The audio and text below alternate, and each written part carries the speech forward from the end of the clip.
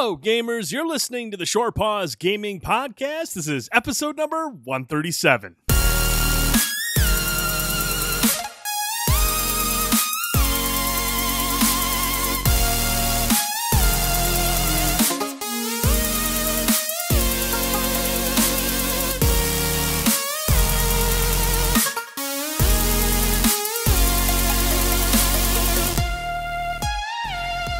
And welcome back to another edition of the Short Pause Gaming Podcast. I'm Brent Felsing, and joining me tonight, everybody, Frankie Ayler, Ben Boyce, Bender Holt. Gentlemen, how are we doing this fine evening?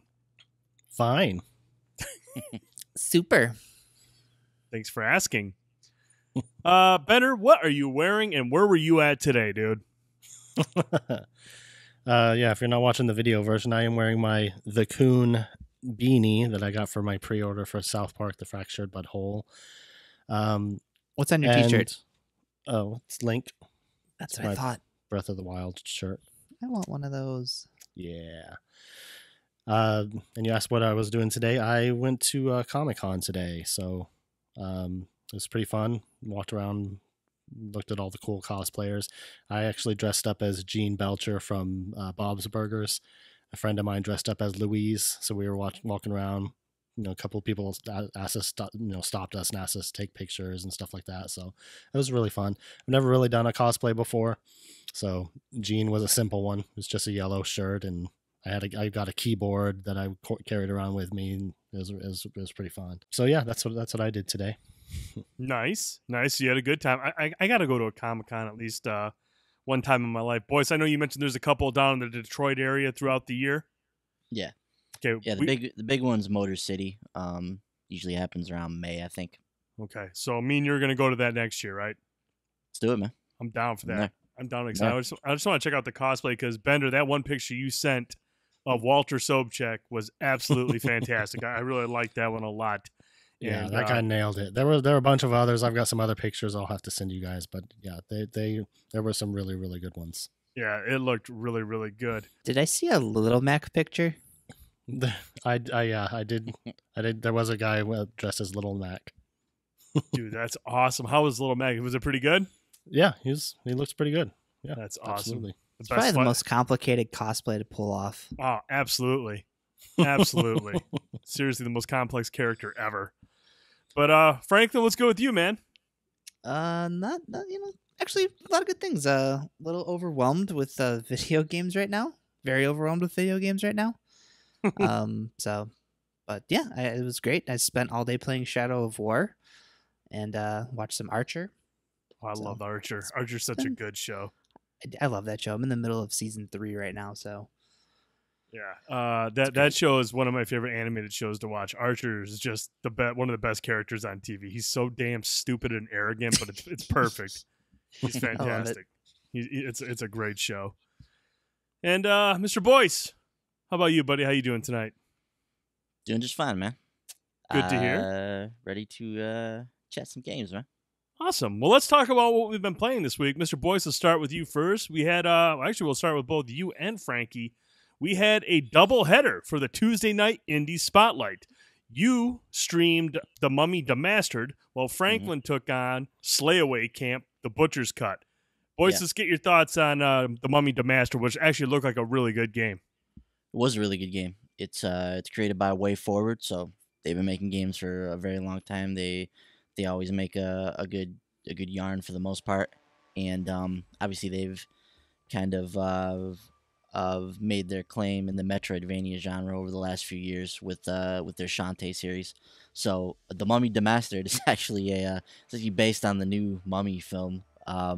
It's probably the strangest tie-in to a movie that I've ever seen come along. But yeah, it's basically an indie game based on the Mummy franchise. But I don't know. I didn't know anything about the movie. I didn't see the film, and none of that's required to play this game. So, the fact that it's licensed from the Mummy really has no bearing on the actual game itself. It's pretty much a classic Metroidvania game. You're going from one area to the next, trying to discover new items to get to other parts of the map. The cool thing about this one though is that it's a shooter. So most Metroidvania games are either a melee-based hack and slash affair or something along those lines. but the Mummy Demastered plays something like Contra meets a Metroidvania game. Mhm. So it's a shooter. It's like an 8-bit style, 16-bit style side-scrolling shooter. Feels really good to play. The controls are tight, as you need to have in a game like this. The upgrade system it seems like you're gonna get upgrades at a fairly brisk pace. Over the course of the hour that I played the game, we made it about 20% through the map. So you can expect roughly a 5-6 hour gaming experience, I would guess, from the Mummy Demastered, which I think is a good size for a game like that. Mhm. Fought one boss battle during my time on the stream. It was fun. Picked up a few upgrades. You get new guns and things as you go along as well. So I just thought it was a well done Metroidvania game from the little bit that I've played of it, Mhm. and looking forward to playing some more of it. But yeah, I thought it was great, man. Yeah, I really liked what I saw from that game. It looked like it ran great. It looked like it played Mhm. very well. The soundtrack, as you mentioned, is Oh, yeah. epic. Soundtrack's So awesome. just an awesome soundtrack. So that was a pretty big surprise, because I mean, when I seen the Mummy Demastered, the fact that it's a spin-off of the movie, I thought was the strangest thing. It's weird. I mean, yeah. it's really strange how it like exists in the same universe as the movie. Mhm. And there's a couple of characters. There was one character, the talking head, who's kind of guiding you through, calling you agent. Actually, looks like Russell Crowe's character from the trailer. That's why I'd asked Yeah. you during the stream if that was supposed to be Russell Crowe's character. No idea. I have no idea, but it's just called the Mummy Demastered, and it's supposed to take place in the same universe. So very cool game. Now, Frankie, you had the other half of the Tuesday Night Indie Spotlight, and your game looked freaking awesome. I love 80s horror movies, and this game was obviously inspired by many, many franchises. Talk to us about Slayaway Camp: The Butcher's Cut.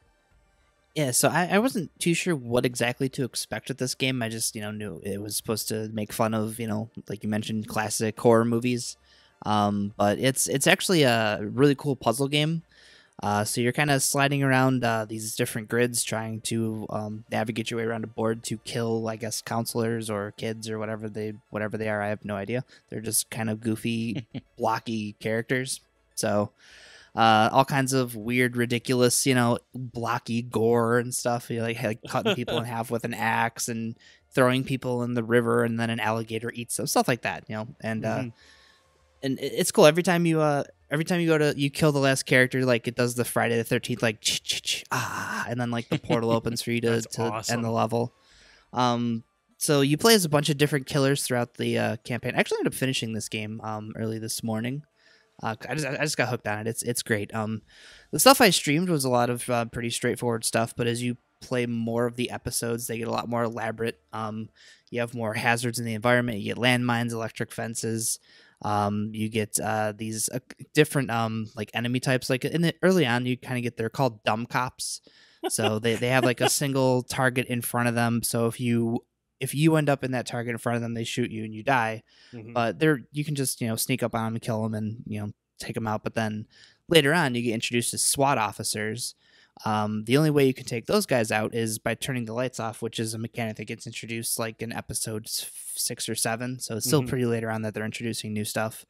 But each episode has like it's a set theme. So they have this goofy intro that's just super like vague and dumb.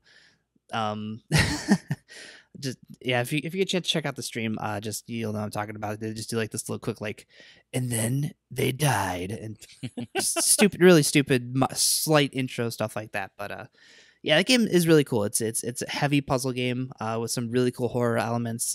They have a lot of characters based on. It's not even necessarily just Friday the 13th. They have characters in there like based on like Gremlins, and Mhm. I think they have a Crypt of the Necrodancer character I unlocked. There's one level you play as a hot dog.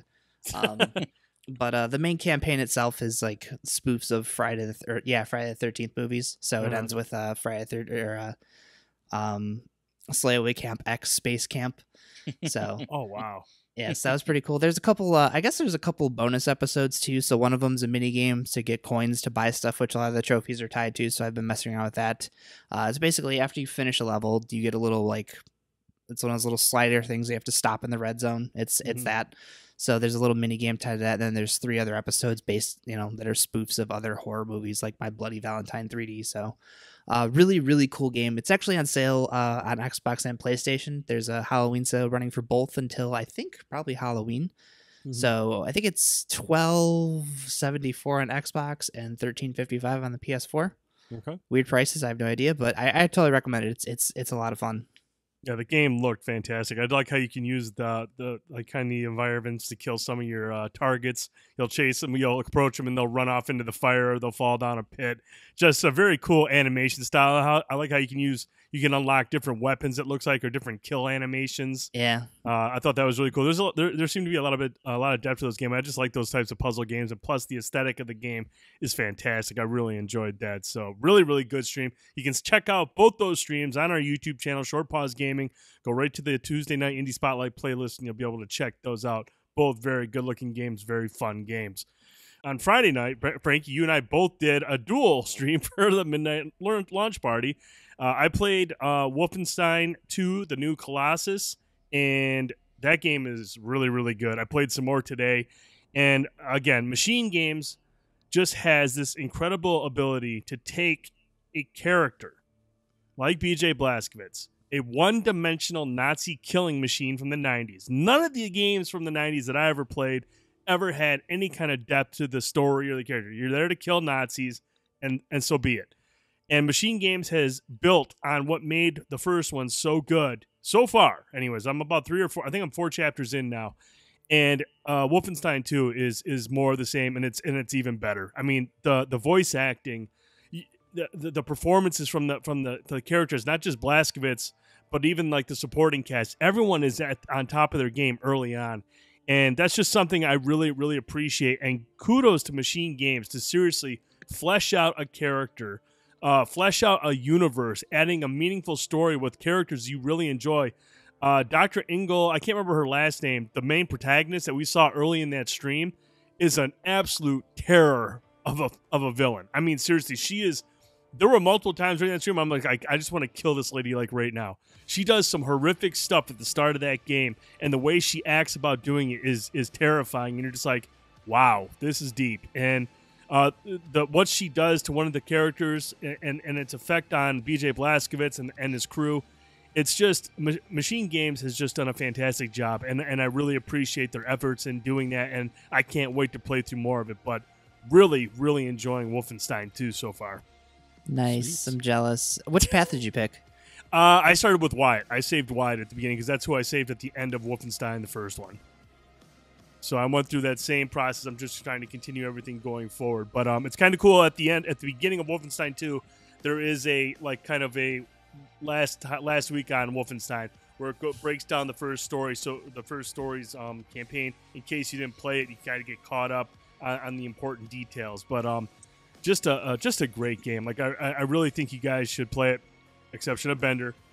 This is not a Bender joint at all, but it's just a really fun game. And I mean, in terms of performance, this game runs just like Doom. Just about. It is fast. It is silky smooth, and it's to the point where, again, I overcompensate in shooters sometimes. And with as smooth and fast as this game is, I am off the mark more often than not. So it takes some getting used to. I could knock the sensitivity down, but I want to play this game as it was meant to be played.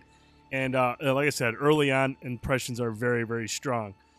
So that's what I streamed on my side of the midnight launch party. Frankie, let's talk a little bit about Assassin's Creed Origins. Yeah, so I was really excited about this game. It's been a couple of years since Syndicate, which Syndicate I think has kind of surpassed 2 and become my favorite Assassin's Creed game of all time. I love Syndicate. Everything about that game was great. The improvements they made to it, the combat was really fun. The characters are great. The setting was cool. Syndicate, just absolute top bar for Assassin's Creed for me. So I had high hopes for Origins, and I mean, I don't want to write the game off completely just yet, but I really don't. I just don't like what I played so far. There's a lot of changes that they made to the game that I really don't understand why they did the way they did.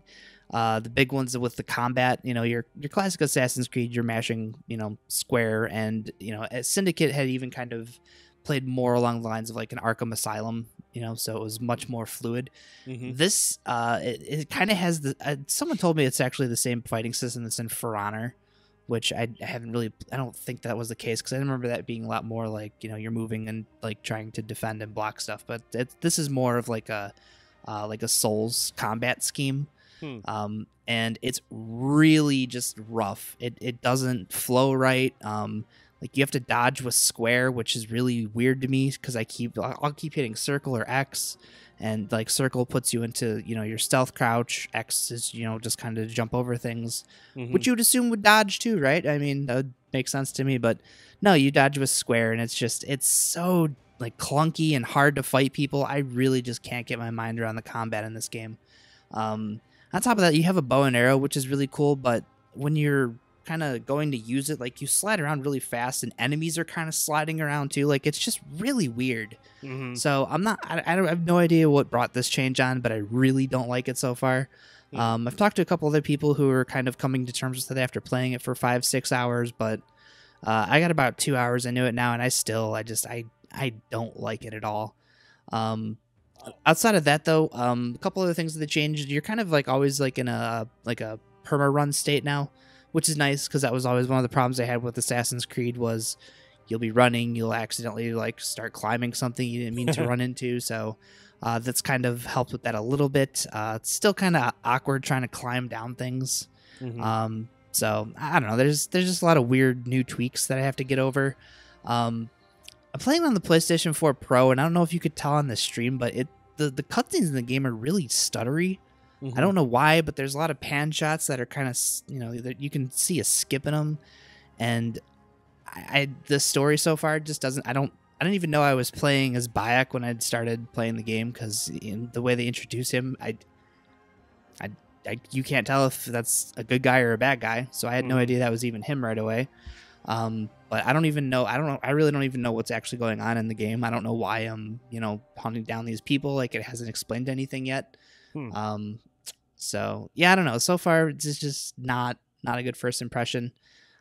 Really bummed me out a lot. So I ended up going back to Slayaway Camp because I was really having a blast at that game. So I ended up finishing that first. But I think I'm gonna shelve Assassins for a while and hope that I don't know. I think they need some optimization patches with the stuttering. And I don't know. I don't know about it. It's tough for me to recommend it coming off of Syndicate. That's disappointing to hear. Obviously not for me because that's one of the games I decided to pass on this holiday. Simply because there's a lot of games coming out. There's certain games I just can't jump into at this time. But that is disappointing. But hopefully maybe you get back into it at some point when they send out some patches to clean up some of the other issues. Maybe the controls will grow on you and you kind of get the hang of it. But out the gate, it's kind of a rough start. Bummer to hear. But anybody else play Assassin's Creed? Boyce, you didn't fire it up? Bender? Okay. No. All right. Well, Frankie, hopefully you can get back into it at some point and report back with some better impressions. Yeah. Now, lastly, we got to talk about another game that came out this week. Let's talk about Super Mario Odyssey. Bender, I believe you have more time than everyone else. I don't think Boyce is even taken out of the box. But Bender, your thoughts? You shut your lying mouth. Yes, I can confirm Ben did actually play the game, which is still just I'm in disbelief over, but I digress. Bender, your initial impressions of Super Mario Odyssey. I really like Odyssey so far. I haven't gotten as much time in it as I'd liked. I've played for a few hours, so I mean, Ben may have played about as much as I have so far. But it's really good so far. This is the Mario game that we've all been waiting for. If you loved Mario 64 and Galaxy 1 and 2, this is the game you've been waiting for. It's a return to form for the 3D Mario games. It's really really good. It's when you boot up the game, it starts with a cold open, which I thought was a really interesting way to start the game. Very cinematic way to start a Mario game. And then you're just thrown into gameplay, and you team up with Cappy and start exploring these different worlds, and you find the Odyssey ship, and that's how it allows you to travel around. I think I've found the first 4 worlds, I believe. So I've gotten enough power moons to move on to the next world. I'm kind of doing it that way just to see all the worlds, and then I'll go back and find all the ones I missed and clean up all the rest of the stuff. I hear that there's a bunch of stuff that unlocks after you finish the main story. So that's really cool. But I like all the different worlds are really cool. I love how that Mario has different costumes that you can buy in each world, and it's really cool. So like in the I think it's called Tostarena Land. He's got like a poncho and a sombrero that he runs around with. It's really, really cool. So yeah, it's awesome. These power moons are scattered everywhere. You never know when you're going to stumble upon one. So that's really cool. And the capture mechanic is a lot of fun. You can take control of a bunch of different enemies and stuff, and that gives a lot of variety to the gameplay, which I really enjoy. So I'll have more to talk about it, in the coming weeks, because I'm sure I'll be playing this game a whole lot. I mean, we can come back to Mario Odyssey, but I did real briefly also want to talk about South Park. Yes. Which is why I decided to wear this hat, because I finished the game and got the platinum trophy. Boom. Yes. So it's a good platinum. It's a good trophy list. It's very attainable. You can get it through in one playthrough. There's some things you might have to do after you finish the story, but it's really good. I really enjoyed the game. If you like the Stick of Truth, you're going to like this one. If you're a South Park fan, I definitely recommend it. It's not for everyone, because not everyone enjoys South Park or that type of humor. But I like the way they... You don't need those people in your life. Yeah, I don't need that kind of negativity in my life. But I like the way they updated the combat. It still has the turn-based combat like the Stick of Truth had, but it's on a grid system. So you move around in a 3D space, and your characters will have different powers that'll have different attack radiuses and stuff. Sometimes you can hit all the enemies in a straight line, or hit all the enemies in the circle surrounding you, or stuff like that. So you get to choose from these different superhero classes like Speedster or Brutalist or Blaster, all these different, and you unlock additional classes as you go through the game. And the power sets are really cool, and every power set has a super ability that you can unleash when you build up enough power, and it's really fun, like an ultimate attack. All the characters are funny. The story kind of is nonsensical, especially near the end, but it's South Park. It's kind of par for the course for that show. I mean, the story's always kind of out there and ridiculous. So it's to be expected, but I really, really like the game. Can't wait for the DLC. See what they do with it, but it was a really good game. Awesome. That's really good to hear. Now, that's a game I'm really bummed about missing and not picking up. Hopefully that's something I can jump into on Black Friday and get it, because that's the one I'm really disappointed that I missed, because I really like Stick of Truth. But to go back to Super Mario Odyssey, now this game scored incredibly well. At one point on OpenCritic, it was at a 98. This game has been just receiving nothing but 10s out of 10s and whatnot. Now, I've only played up to, I think I'm to the Forest Kingdom now. I just arrived there, and I've liked what I've played. I mean, it reminds me of everything I liked about Super Mario 64. But my issue with the games early on is I just have not gotten my head around the control scheme and the camera working together. I feel like the controls are a little too, I think Frankie mentioned it as floaty, and I would agree with that. I think it's a little floaty sometimes when you jump around, and there were seriously a couple spots where I was walking on a narrow path, and I was literally holding straight up on the Pro Pad, and Mario would kind of he'd make his way, wander off to the left a little bit. I'm like, dude, will you just stay straight on this path so I don't fall off? I've died many times just from missing jumps, or because it's so sensitive to the touch. Even with the Pro Controller, I'll be walking along a small edge, and I'll go to just turn his body in the direction I want to go, and he'll take 3 steps and jump off the cliff. It's like, dude, just kind of go where I want you to go. And now to be fair, I haven't played a 3D Super Mario game since the one that came out on the Wii U when I picked up a Wii U back a couple years ago. I haven't played one since then, so obviously maybe I'm a little rusty, but I just feel like the controls is the only thing I'm having an issue with the game. I really like the boss battles that we've encountered, even though they're not terribly difficult. They are clever and they're unique how you can pull them off, but they're not terribly difficult in terms of getting through it and beating them. Early on, anyways, that's the case. But I mean, I think it's a fun game. It's just the controls are taking some getting used to for myself. That's where I'm kind of struggling at right now. But I'm sure, like every other game that you haven't played for a while, it just kind of comes back to you, and I'll get the hang of it. But there were just a couple unwieldy spots. I was like, man, that's pissing me off a little bit. But other than that, I don't have any real major concerns with the game. Boyce, you played a little bit of Super Mario Odyssey. What's your thoughts on it, man? This is the one you bought a Switch for. Yeah, I've put a good 3 or 4 hours in the Odyssey so far, and I like it. I like it a lot. It's very reminiscent of Mario 64 and Mario Sunshine. I mean, it's a very similar type of game to those. So if you enjoyed those or you're jonesing to play that kind of Mario once again, then your prayers have been answered with Super Mario Odyssey. So I love Mario 64. I love Mario Sunshine. So I'm having a lot of fun getting into Odyssey. Um, as far as the controls go for me, I mean I haven't had too much of an issue so far. I just kind of sliding in back to the Mario groove, I guess, so to speak. So I get a little sidetracked with these games, so I play it a little bit differently than you were talking about, Bender. So I'm the type that I like to get all of the moons that I can get in the world before I move on to the next one. I get obsessed with that stuff. So I'm kind of moving through and just getting all the moons that I can in each of these levels that we come across, and there's so much in each of these levels. It's really cool. So when you go through these areas and you beat there's a certain amount of moons you can get prior to you meeting like the boss character of the level.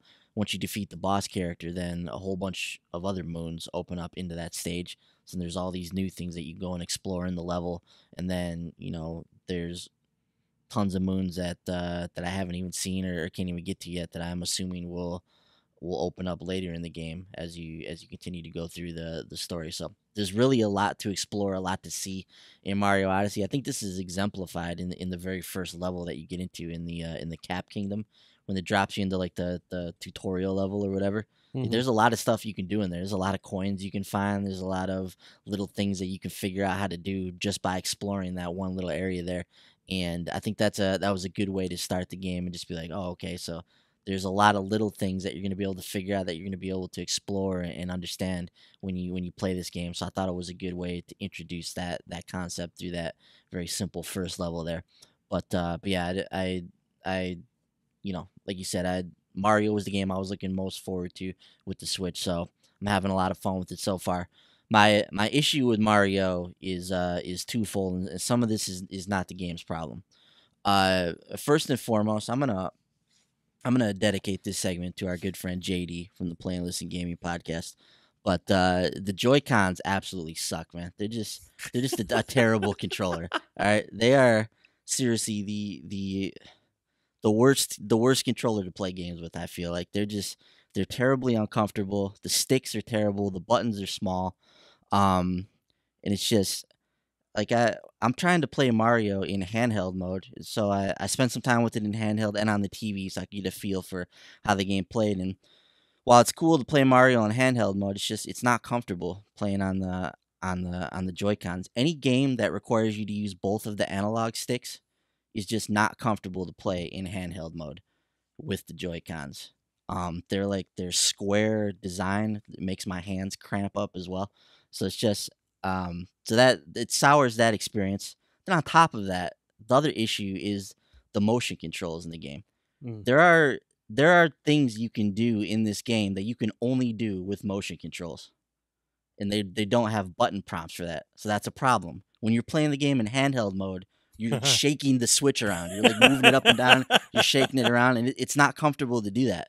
So they tell you right off the bat, they recommend that you play the game with the Joy-Cons detached in like detached mode. And that's not how I want to play the game. Like I don't want to play it like that. I don't want to play motion controls and move my hand around and all that stuff. Like we've moved past that now. Like we're past the Wii. Like, we don't want to do that anymore. So there's some very useful moves too, like the move where your cap spins around you. Yep. I don't know how to do that other than with motion controls, unless there's something that they're not telling us. The being able to throw your cap up and the down and all that kind of stuff, like you can't do any of that stuff without the motion controls. So I'm just like, why is that a thing in this game? Why can you only do certain things with motion controls? So that was disappointing. The game is far superior when you're sitting on the couch playing with your Pro controller. That's how you should play this game. That's how I recommend playing it. It's the Joy-Cons are woefully inefficient in handheld mode. I just feel like if you sit down and you really want to experience this game the way it's meant to be played, sit down. If you want to play with the Joy-Cons detached or whatever, like, go ahead and do that. But playing with the Pro controller in front of the TV, Like that to me was felt much more like the Mario experience I was looking forward to. So it disappoints me that it's not the experience that I want from it in terms of handheld. But on the TV, it's aces. So sitting down with the TV with the Pro controller feels great. Running around with Mario, so that's the way I'm gonna continue to play the game. But man, those Joy-Cons, man, those things suck. I got to quick update my impressions. While Ben was talking about that, I was playing Super Mario Odyssey in handheld mode, and all my control issues have been remedied. So it's a great game to play in handheld mode. The Joy-Cons are fantastic.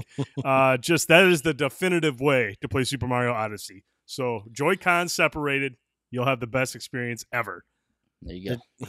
It should be noted, at least I would argue that the things that you need to do with motion controls, they're not required to play the game. You don't have to be able to do the cap spin thing. You can play the game just fine and never do that.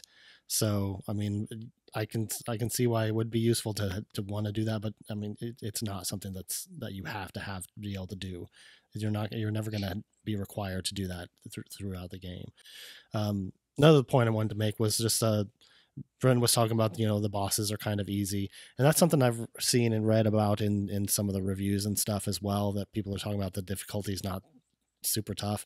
Mario games have never been known for excessive difficulty. Mm-hmm. The Mario games are very accessible for people of all ages. So if you want to just play through the game, you'll be able to do that, even if you're like a little kid or somebody who doesn't play games often. The challenge for Mario games comes in when you want to do like Ben is doing and collect everything. When you want to, explore everything, collect all the moons, that's where the challenge comes in. And they've been doing that ever since Super Mario World with like the 3 dragon coins in each level. There's always something that you have to collect in each level. And if you want to collect everything, that's where the challenge comes in. That's where it's going to get tough for you. So, that's something that I don't think they should have. So I think some reviewers even docked points for it not being very difficult. It's like, that's not what a Mario game is. So that's not something that you should really worry about. Yeah, I think what it lacks in difficulty, it makes up in creativity and how to beat the bosses. I mean, some of them are actually really clever ways. Like, oh, that's pretty cool. That's a cool way to beat a boss. But I don't think that's like it's worth docking the game for the bosses not being terribly difficult. But I just think they're all pretty clever for the ones I played so far. But Bender, nice job on that indirect backhand to Boyce too. That's right. You don't have to use those motion controls. That's my boy Bender. Just subtle. I love it. Look, you don't have to use the motion controls, but in the very first stage, for instance, there's or I guess it's the second stage. We're in that fossil kingdom. There's these little like I don't know, they look like Furbies or whatever. They come out of the grass, and they come out in large mass quantities. And if you don't use that cat move, it gets unwieldy because they just keep popping up around you. So to get through, like in particular, there's there's a couple areas where you're like crossing a bridge, so there's like a narrow area where you have to get through, and that cap move makes it's much more efficient to go through and use your cap spin in there than to try to hop on each one of these things, and try to get from one area to the next. So like being able to do that spin move is imperative in situations like that. So yeah, I could sit there and bounce around and try to jump on each one of these things and get frustrated as I'm trying to move through here.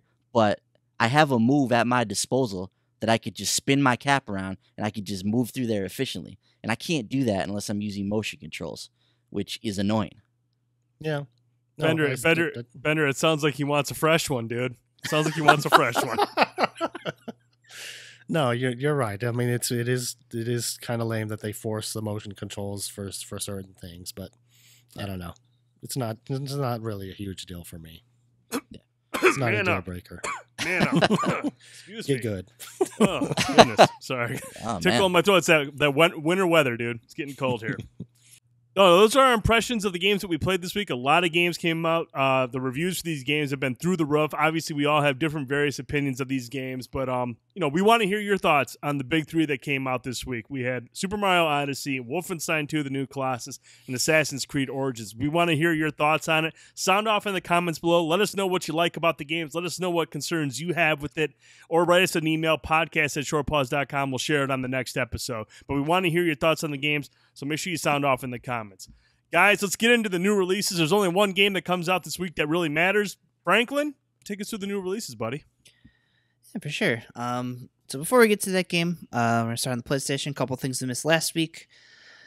If you're at all curious about South Park: The Fractured Butthole, Bender has you curious. Good news. There is now a trial of the game. So you can play the game for an hour. Decide you like it, you buy it. I think it carries your progress over. So if you're curious about The Fractured Butthole, you can check it out now. Arcade Archives Neo Geo Mutation Nation. This is a 2D brawler where two kids are fighting back against an evil biologist who is turning humans into mutants. So $7.99 gets you that gem. A couple DLC things we missed. Wolfenstein II, the Freedom Chronicles Episode 0 is available now for Season Pass holders. I think this one just kind of introduces you to the different protagonists you'll be playing as throughout the Season Pass content. I think there might be story spoilers because I don't know who any of these characters are. So, if you're playing it, look for that. The Escapist 2 Wicked Ward. This adds some new items to craft, some Halloween-themed customizations, new horror-themed map set in the locked-off wings of an abandoned hospital. And that'll set you back $3.99, so if you're playing The Escapist 2, pick that up now. Minecraft has a Stranger Things skin pack, which adds Mike, Dustin, Lucas, Will, Eleven, Joyce, Hopper, and many more for $2.99. Sudden Strike 4, the Road to Dunkirk DLC is $9.99, adds 2 new mini-campaigns with 4 single-player missions centered around the events in Dunkirk that occurred during Operation Dynamo. 2 new commanders and 10 new units will be added to your ranks as well. I really want this game to come down in price. It sounds awesome, but it's just reviewed so poorly. I just keep waiting. That's the one that had control issues. Wasn't that the biggest knock against it when we talked about it? Yeah, which for a real-time strategy game, that's a big problem on consoles, so had to pass on that one.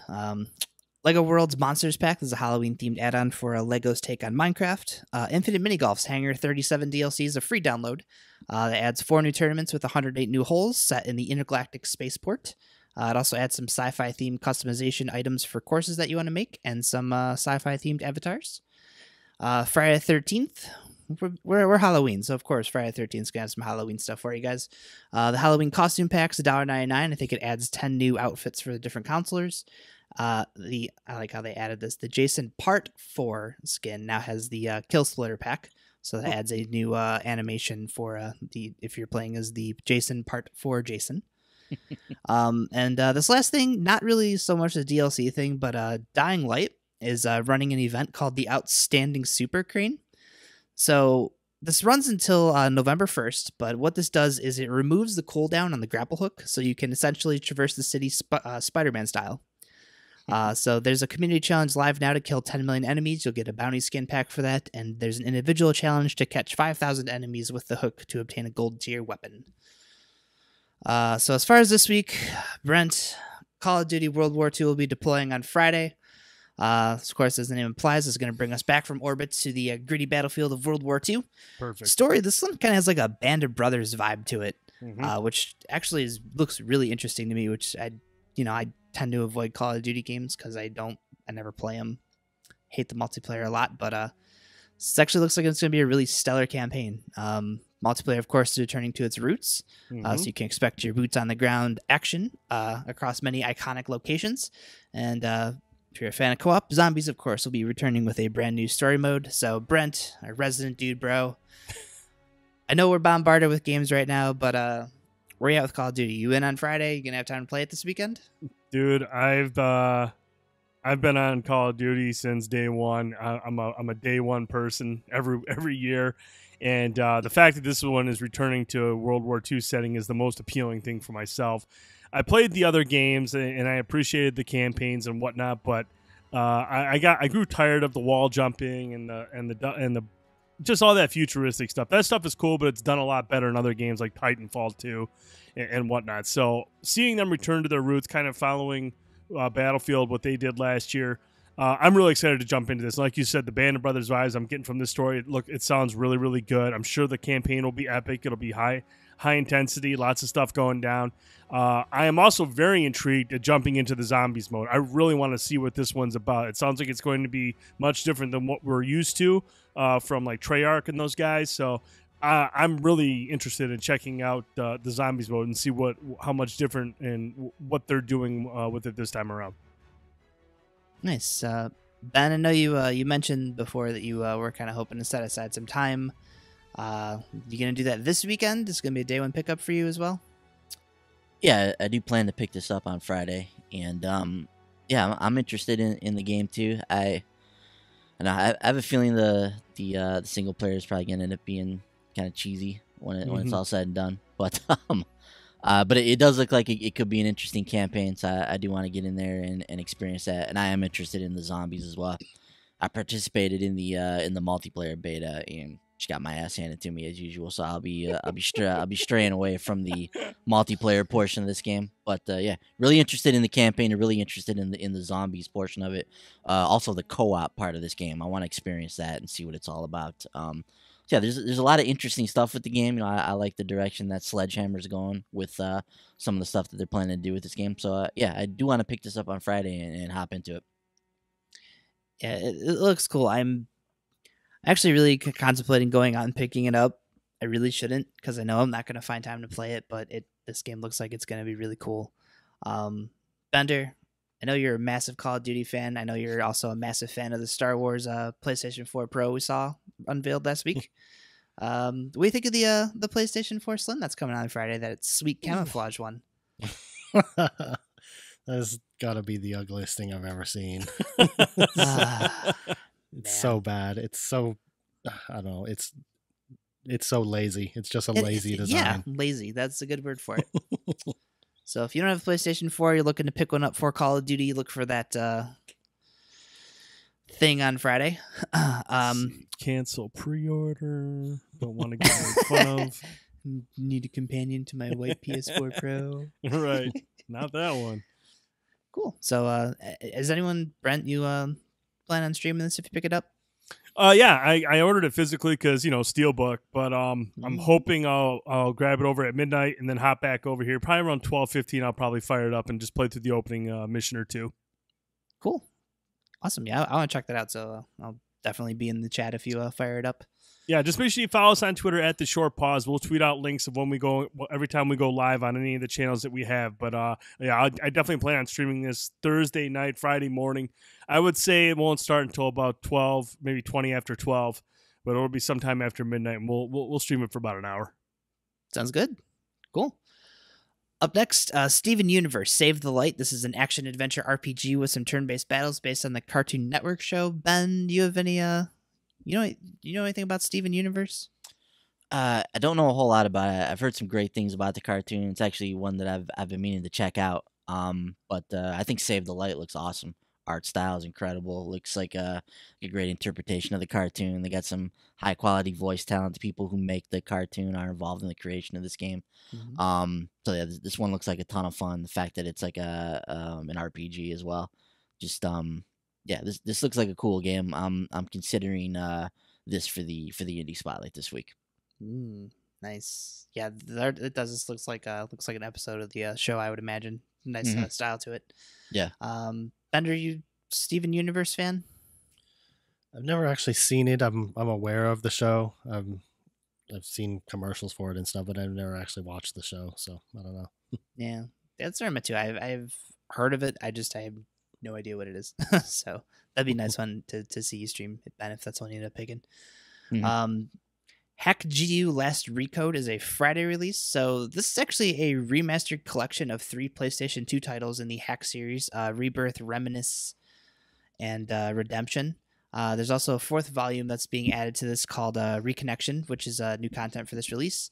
But these are like action RPGs where players will play as Haseo, who is playing an MMO in the game and seeking revenge on a player who defeated his friend and left her in a coma in real life. On his journey, he'll meet some other players looking to take down this dubious player as well, as they seek to put an end to the computer anomaly that is putting their friends into comas. Very strange sounding game. Hmm. Ben, do you have any experience with these? I know these are Cyber Connect 2 joints. So Yeah. they, of course, do the Dragon Ball games. Yeah, I don't have any experience with this franchise. It's long running though. Like you said, these are from the PS2. They've been making games throughout for the PS3. I think they've got some on the Vita. Not sure if they have any on the PS4 yet, but yeah, I know it's a long running series based on a very popular anime. I know there's a cult following behind these titles, so I think that's cool that they're bringing these ones back for people to experience. I would like to find the time to get in there at some point and check these out, but I haven't played any of these before. Gotcha. Yeah, the combat in it kind of looks like Final Fantasy-esque, like the older Yeah. Final Fantasies. Mm-hmm. So I have a passing interest in this too. The story just sounds insane. So for Yeah. that alone, I'm very curious about it. Mm-hmm. 8-Bit Adventure Anthology Volume 1. This is the trilogy of NES era point-and-click adventure games that you guys had talked about a couple of weeks ago. This house is Shadowgate, The Uninvited, and Deja Vu. Yeah, I played Deja Vu on the Nintendo back in the day. I'm actually thinking about picking it up just because I really like Deja Vu and not because it's the name of a strip club. Who knew? I've heard a lot of cool things about The Uninvited too. Mhm. So I don't know. I have a morbid curiosity, but some of those games, like those are brutal back in the day. Yeah. So I don't know. Rabby, this is an anime style 2D action bullet hell game. Bubsy, the Woolies Strike Back. This is a brand new entry in the long dormant, probably for a good reason, Bubsy platforming series. I don't know about you guys, but I don't know a single person who's ever enjoyed a Bubsy game, so I have no idea who the hell is asking for this game. I used to like Bubsy on the Super Nintendo, but that was back in my less discerning days. Yeah. But yeah, I guess this is a sequel, so it's I don't know. In now today's standard, just looks like a generic platformer that's kind of in the vein of Super Lucky's Tale. So if you were jonesing for more Bubsy, you can go pick that thing up on Tuesday. Spin Tires Mud Runner. This is a remaster of the popular 2014 Steam release. Actually, literally, this game was a bestseller on Steam for a short period of time. But it's an off-roading driving game where players will be tasked with navigating some harsh terrains with some heavy haul vehicles. I thought it was funny that I think they showed a trailer for this a couple weeks ago showing off the mud physics. This game actually looks like it's probably pretty fun to play. So if this ends up in a flash sale someday, I'll probably end up picking it up because I know this is something I'll probably play once. Go, that's really cool. Never play it again. Guys, brace yourselves. I think it's finally going to happen, but Summon Night 6 Lost Borders will probably end its tenure on our new release list, popping up every couple weeks. Gaijin Works has confirmed that Tuesday, game will be hitting store shelves. So finally, if you have been awaiting Summon Night 6, Tuesday, finally be your day, hopefully. Oh, man. Tune in 2 weeks. Yeah. And dude, that's insane. Like the amount of times this thing has popped up on this list is wild. World record. It's I believe it's been on here 4 times now. Jeez. So Yeah, it was popping up weekly a couple times there, and then disappeared for a week. Mhm. Here again. Speaks volumes about the quality of our new release list. This is Sony too. This has been on the drop a couple times now. This is through no fault of our own. This is we're just working with what we have, man. Whoever is behind Summon Night 6 just cannot get their release date straight. Yeah. I mean, we're pulling stuff from Amazon, we're pulling stuff from GameStop, we're pulling stuff from Sony. We're getting these dates from all these places, and the game just won't come out.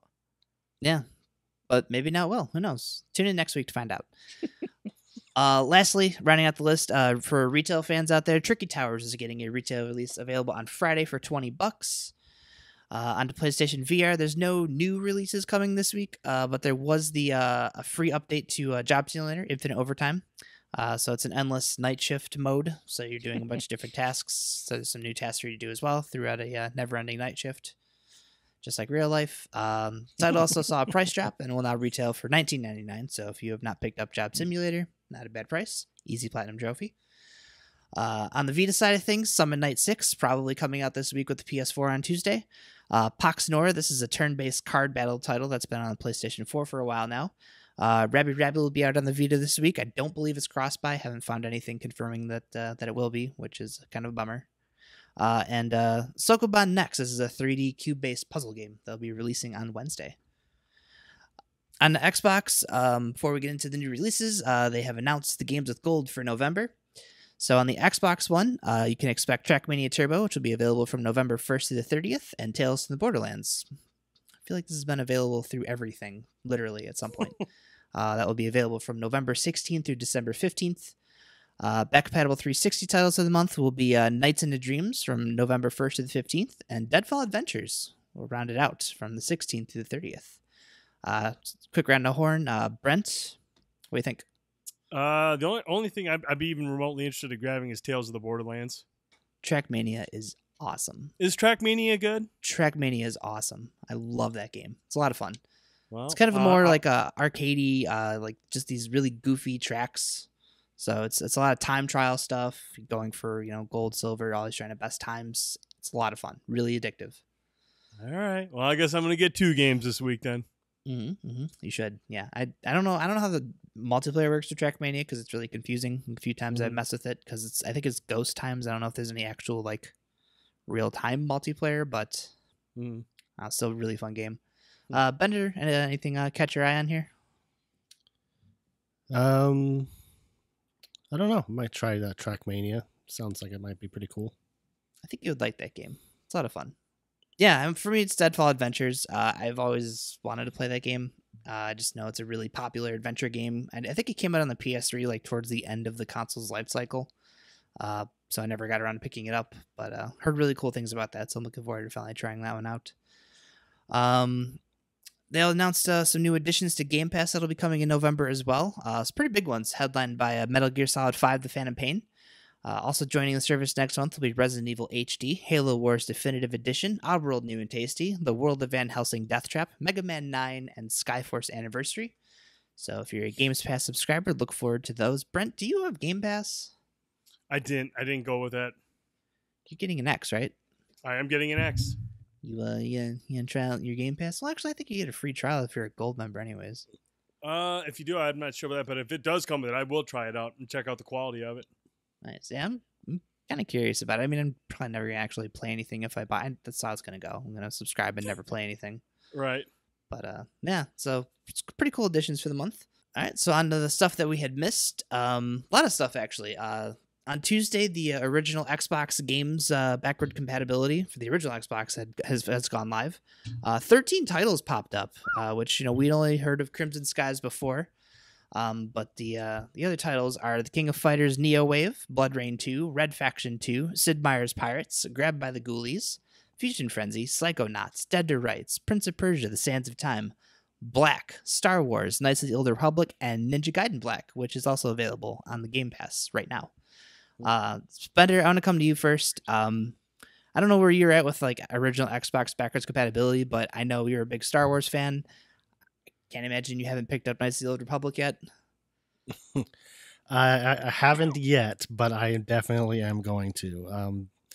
It's Knights of the Old Republic is a game that I have played a little bit of back in the day. I don't know. I never had an original Xbox, so I must have like played it at a friend's house or something. But I just remember really liking that game. It was like a cool like RPG and in the Star Wars universe. So I really want to check that game out and go back to it and try it out because I've heard a lot of good things about it.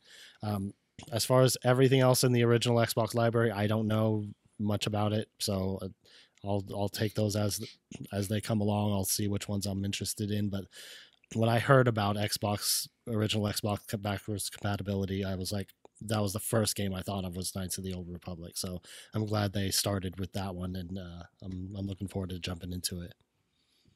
Yeah, I picked that up. They're $10 a piece, I think. The ones that they've made available digitally. I have Ninja Gaiden Black, so I popped that in. That was like a 6 gig download. Actually, look, I fired it up just to see how it looks. It actually looks really nice. It runs great.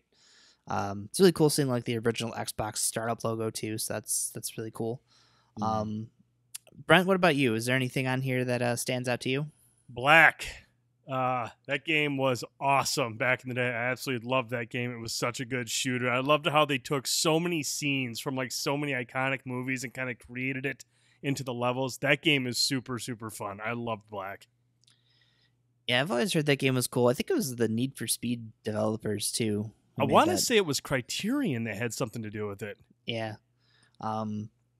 I've never actually played Black, but there was like a spiritual successor that came out on the 360 and PS3 called Body Count. Yes. I played the demo for that and it was terrible. Hmm. I don't know if you've had Black a chance. I didn't play Body Count, but Black is awesome. Yeah, I'm Body picking that Count up. was Black is a great game. really bad, to say the least. I'll pick it up, but I probably won't play it at all. But it Yeah. is what it is. I'll look at it, jump into it, remember why I liked it, and like I said, it's cool that option's there. I just won't invest any real time into it. Yeah, I feel the same way about it. I mean, Knights of the Old Republic is one if I'm going to play through any of these, that's the one I want to dedicate the time to because I've heard it's amazing. Mm-hmm. Bender, I know you're a big fan of Psychonauts, or at least that type of game. So if you end up going back to the original Psychonauts, like it's on there's the PS2 and PS4 version, but actually the original Xbox version is probably the one to play. Performs a lot better. Really? There's some more details. I think they removed shadows from when you're jumping in the PS2 version. So the original Xbox version of that game was actually the superior one back when that mattered. So just something to think about. Cool. So Ben, I know you don't have an Xbox. I know we've talked ad nauseum about backwards compatibility. You have any interest in any of these titles if you were to ever accumulate an Xbox One? The one for me, like Bender, is Knights of the Old Republic. It's a game I've always wanted to play. I've never got around to playing. But like Brent said, I mean, it's so difficult to keep up with the games that are coming out in this current generation. So it's extremely difficult to go back and play something not only from one generation ago, but from 2 generations ago. So the chances that I would ever play any of these original Xbox games is slim to none. But if there's one out of all of the games on the system that I would want to play, it's definitely Knights of the Old Republic. Yeah, nice. Yeah, I'm glad they added that. I was actually kind of surprised to see it on there. Awesome. So moving on to the stuff that we had missed otherwise this week, the South Park Trial, Friday the 13th packs, Lego World's Monster Pack, Infinite Minigolf's Hangar 37 add-on, the Stranger Things Minecraft skins, and the Dying Light event is also running on Xbox now, along with the Arcade Archives Neo Geo Mutation Nation. As far as this week goes, Call of Duty Spin Tires, the 8-Bit Adventure Anthology, and Steven Universe, which will be a Friday release on Xbox this week, as well as Numantia, which I guess was pushed back to this week from last week. So that'll be available on Tuesday. Also coming to the platform this week is 99 Vitas, finally. Getting the Vita out there. So that's, of course, the side-scrolling beat-em-up that's been available on the PS4 and the Vita. So that'll make its Xbox debut on Thursday. Dead Exit is a really odd-looking mishmash of like base management and like a strategy card game with an like apocalyptic theme to it. I don't know. Not really sure what to make of that one. Dying Reborn. This is the ill-received first-person horror game that's been out on PS4, now gracing your Xbox One just in time for Halloween. Yay, wahoo. Maria the Witch is a side-scrolling action game. Looks pretty cool. It's got a nice cartoony style to it. It's kind of flying around, navigating through puzzles on her broom. And then there's a trio of these newly minted X-enhanced Xbox titles that are remasters that are getting new retail releases this week. Rush, the Disney Pixar adventure. That's the remaster of the 2012 Kinect title. Disneyland Adventures is another remaster 360 title for the Kinect. So these games, they have X support. They do support the Kinect, but they have added traditional controls for people who want to play the games without the Kinect. So I don't know. The Pixar game looks pretty cool. That's if I pick one of those up, it would be that. Zoo Tycoon, the Ultimate Animal Collection, bundles all the DLC along with X support on a brand new retail release this week as well. Onto Nintendo on the Switch, what we missed last week, Arcade Archives Neo Geo Mutation Nation. This week, a pair of Games Mill titles, Monster Jam Crush It, which is a monster truck game, and Cartoon Network Battle Crashers. This is the brawler that features I think it's a pretty small roster of different Cartoon Network characters in various shows like Steven Universe and Adventure Time. So that'll be available. Those will be available on the system on Tuesday. Monopoly for the Nintendo Switch coming on Tuesday. Awesome. King Oddball, this is a Monday release. This is it's like a destruction game where you control a floating head that has a wrecking ball dangling from his tongue. All right. Okay. I don't know. It's a very Angry Birds kind of game. Yeah. So $4.99. Pick that one up on Monday. Wheels of Aurelia. This is a Thursday release. This is the road trip adventure game set in a 1970s Italy that's available on everything else as well. Perception. This is the first-person game where you play as a blind girl. Brent, you had the fortune, I suppose, of reviewing this title for us earlier in the year. This is the one that you couldn't finish because the game wasn't loading the levels, right? Right. Yeah. I So- would have had to have started the game over. And unfortunately, the biggest issue I have, one of the biggest issues I have with Perception is you have this ability. I think it's called Location.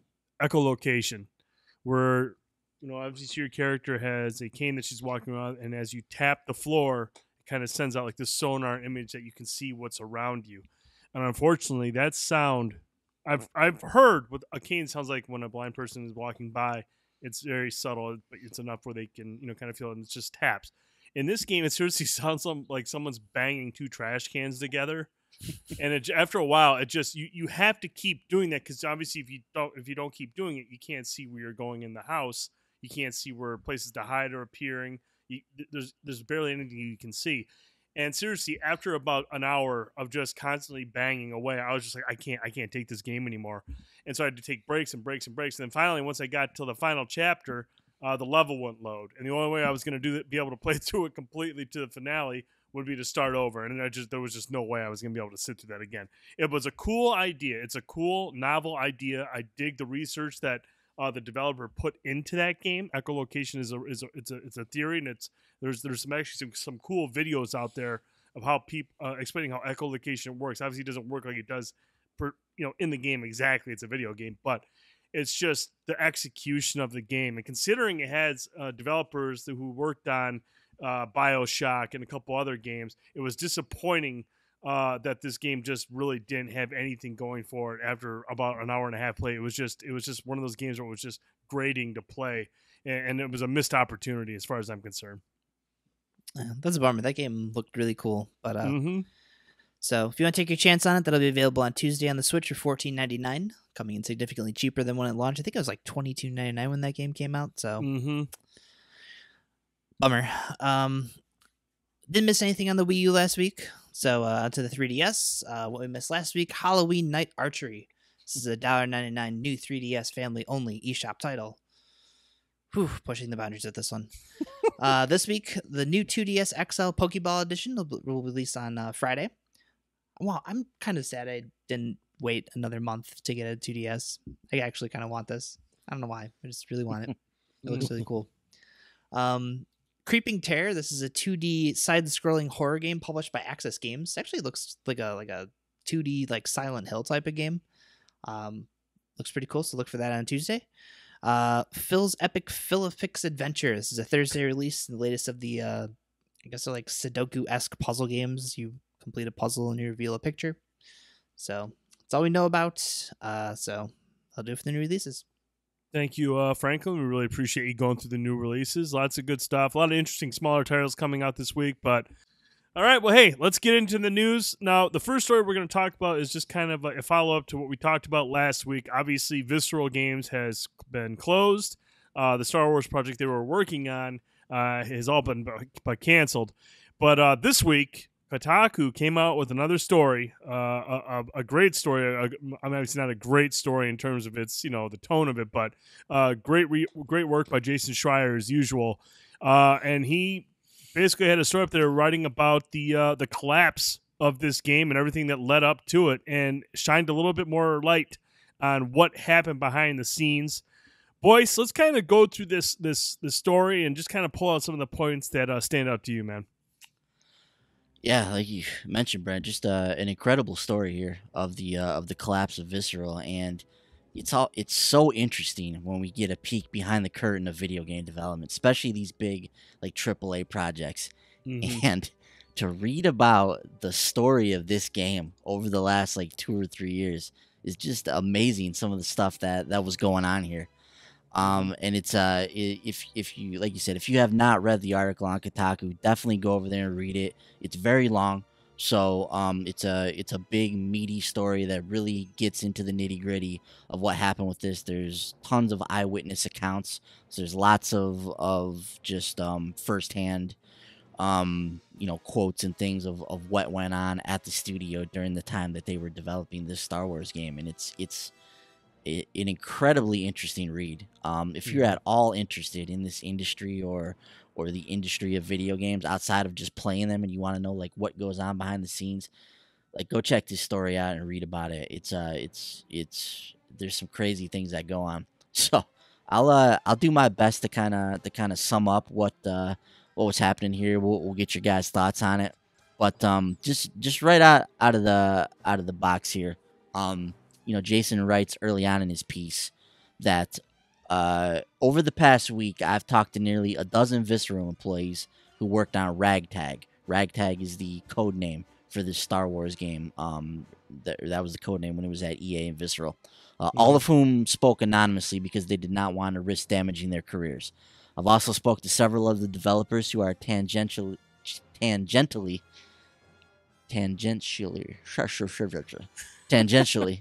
connected to Visceral. They all share similar stories. Ragtag was a project sunk by many factors, including a lack of resources, a vision that was too ambitious for its budget, a difficult game engine, a director who clashed with staff, a studio located in one of the most expensive cities in the world, a reputation for toxicity, multiple conflicts between Visceral and EA, and what can only be described as the curse of Star Wars.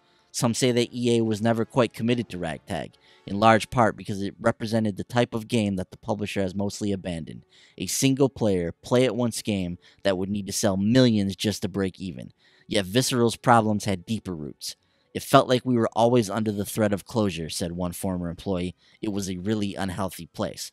So this is a passage from early on in this article, and it sums up the entirety of what the story of the collapse of Visceral was all about. And as you read through the story, it sounds like Visceral's fate, unfortunately, was started to be sealed after the launch of Dead Space 3. Mm-hmm. So after the launch of Dead Space 3, that game was not a commercially successful product. It wasn't critically successful either. Like, that was the most critically panned of the Dead Space series. Many people felt that game had got away from what Dead Space was all about. Mm-hmm. It got away from the horror that the first two, successfully translated to video games. Dead Space 3 was thought of more of like an action game. It almost felt more like the Resident Evil kind of route, It was like Resident Evil that started out as a horror game, and then eventually it kind of turned into this Hollywood like action blockbuster by the time we got to Resident Evil 6. And that's kind of how people felt with Dead Space. Dead Space 1 was incredibly tense and scary. Then Dead Space 2 kept the horror elements, and then Dead Space 3 just kind of really ramped up the action part of it, in so much that they gave you a co-op partner, and it really took away some of the horror elements of the game. So from there, after the limited success that they saw with Dead Space 3, EA was trying to figure out what to do with Visceral, moved them over to I guess even prior to that, they were prototyping or developing some type of a pirate game. Yeah. Possibly to combat Assassin's Creed Black Flag from Ubisoft. So maybe trying to get their own take on the pirate genre. So something... It actually sounded like that pirate game was just being developed, based on as a new IP, but I think the reason they canceled it is because of Assassin's Creed Black Flag. That's what I got from the story. Gotcha. Was that they realized that that's what the angle that Black Flag was going with, and that's why they ended up moving away from it. Gotcha. Yeah, so they were creating something that sounded like it was going to be very similar to what Black Flag ended up being, and once that project didn't kind of get off the ground, it almost seems like Visceral was kind of lost at this point. So once Dead Space 3 wasn't successful, once their pirate IP never really got off the ground, then it was kind of like EA's like, we got this studio, this really expensive studio that's full of talented developers. Like, we need to do something with them. So, what in our stable is going to be a surefire hit for these guys is Battlefield. So they put them on the Battlefield hardline, have them start to develop that game. And from what you glean from the story here, it doesn't sound like people were too excited about that. Like No. they were in the business of making third person action games. There weren't too many people that were interested in making a first person shooter from a an annualized franchise like Battlefield, so to speak. So, there was a lot that went into the whole hardline situation. But eventually they had the team working on hardline, and then the opportunity to work on the Star Wars title was presented to them. Brent, do you remember exactly how it started? Was it just simply EA got the Star Wars license and Visceral pitched them on this, or what? How exactly did it start? It sounded like they just kind of came to Visceral with it. I think Yeah. from what it sounded like, they got the Star Wars license, and I gotta believe it was the same thing with the Battlefront situation. Like, hey, look, Star Wars is a title that's going to sell. Let's saddle these guys with a game that will justify the cost of development. Yeah. So then they had the opportunity to start making Star Wars. Now, pre-production on the Star Wars game started as they were still developing Hardline, from what we understand. So as they kind of shipped Hardline, then they had the Star Wars project in front of them, and this was not a large team at Visceral. There was 70, 80 people at this studio at Right. making these games. So they when they were presented with the opportunity to make Star Wars, they still needed to make the DLC for Hardline. So then they took the team and they had to split the team up into like an A team and a B team, one to work on the Hardline DLC and one to push forward with the work on Star Wars. And that's another situation where people were not thrilled about this. From Jason's article, it sounds like there were many people that felt like the MVPs or like the A team of Visceral, they were the people that were selected to work on the Star Wars project. And it was like the rest of everybody else, they were like, all right, you guys go deal with the DLC. We're gonna take our all-stars and we're gonna put them on the Star Wars project. So that created a rift in the team right there. It was interesting too in the article. They talk about how year after year, Visceral always scored the lowest marks in terms of studio health. So EA takes stock of their studios maybe once a year, a couple times a year, just to see how people are feeling about their job, how people are feeling about the studio, and morale and just the overall vibe of Visceral as a whole was just negative for many years. It sounds like as prior leading up to their closure. So it already wasn't a great environment to be in, and these things that were happening were just making things worse. So we've got the team splitting up. Eventually, they bring in Amy Hennig to join the project to work with Visceral on making the Star Wars game. And at this point, we start to think like, all right, we're gonna see the Star Wars, Uncharted game. That is basically what we're all thinking at this point, which sounds great when you just put it like that. And it sounds like it could have been great. Here's another excerpt I want to pull from this article where they talk about kind of what the idea was behind this story. So, Jason writes here, quote, "Everyone I asked about Ragtag's story was unanimous about one thing. They all thought it was awesome. The lead protagonist was Dodger, described as a cracked mirror version of Han Solo, and over the course of the game, he'd battle alongside a band of fellow misfits like Roby, a gunslinger, and Dodger's partner in crime, Una, the daughter of a mob boss, and Buck, the veteran leader and mentor of the crew. Set between the original Star Wars and The Empire Strikes Back, Ragtag would focus on the impact of Alderaan's destruction and tell a story about criminal families, scoundrels, and action-packed heists. This was the coolest shit I'd ever seen," said one person who saw the story. Hennig had total buy-in from the start on that. Everybody was buzzing. In order to distinguish Ragtag from Uncharted, a point that EA's executives felt strongly about, Hennig and her team came up with some lofty ideas for gameplay. You'd play as multiple members of the team, and each would have their own AI minds and abilities when you weren't controlling them. There were no Jedi powers, but one big theme was sabotage. You'd be able to manipulate the environment to distract and divert enemies in non-violent ways. These ideas were incredibly ambitious. "Picture the Death Star, and they all have jobs," said a person who worked on the game.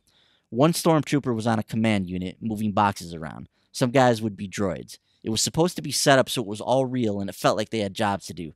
We wanted to tap into emotions so you could mess with stormtroopers' emotions. Go into a room, turn the lights off. He goes back in and turns them back on.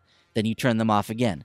At a certain point, he starts getting spooked, acting irrationally, and bringing friends in. So this is some of the ideas that they were playing with this game. So we had this cadre of people that you're going to be able to control, which sounds like it was upwards of 6 people that you're going to have on your team and be able to control all of these. And they wanted it to be where the AI could react to what you were doing in the environment and kind of change what they were doing based on what you were doing. So obviously an ambitious thought for this game, and it sounds like they had a cool story planned out. Obviously, when the first thing you think of when you think of Uncharted and Star Wars, you're like, all right, Han Solo.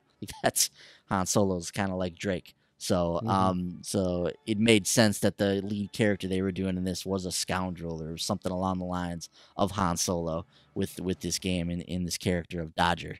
So but things kind of fell apart from there. There was all kinds of clashing with Amy and the team. And one of the crazy things is it sounded like they were always comparing this game to Uncharted. They wanted to make an Uncharted level game, but they didn't want to give this game an Uncharted level budget or an Uncharted level team. They wanted an Uncharted game from Visceral with 70 people. Right. It's like 200, 300, 400 people that work on Uncharted with millions and millions and millions of dollars with an unlimited budget from Sony. They make those games.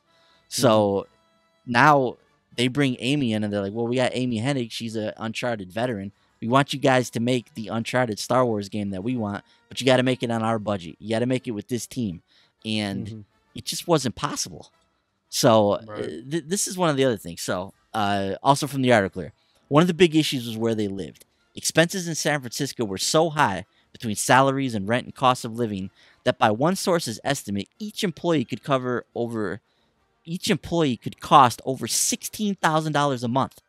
That number, which includes salary and other expenses, dwarfs the widely accepted estimate average of $10,000 a month. That's crazy. That's $6,000 a month more for each employee at Visceral than the norm. So now you're asking a studio to create, like you mentioned, an Uncharted game at an Uncharted budget, but there's absolutely no way you can bring in more staff because it's already too expensive. So you're trying to make a game with half a development team compared to what Naughty Dog had for an Uncharted game.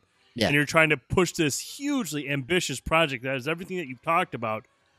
Right now, you can already start to see the constraints and where the issues would lie with the development of this game. Yeah.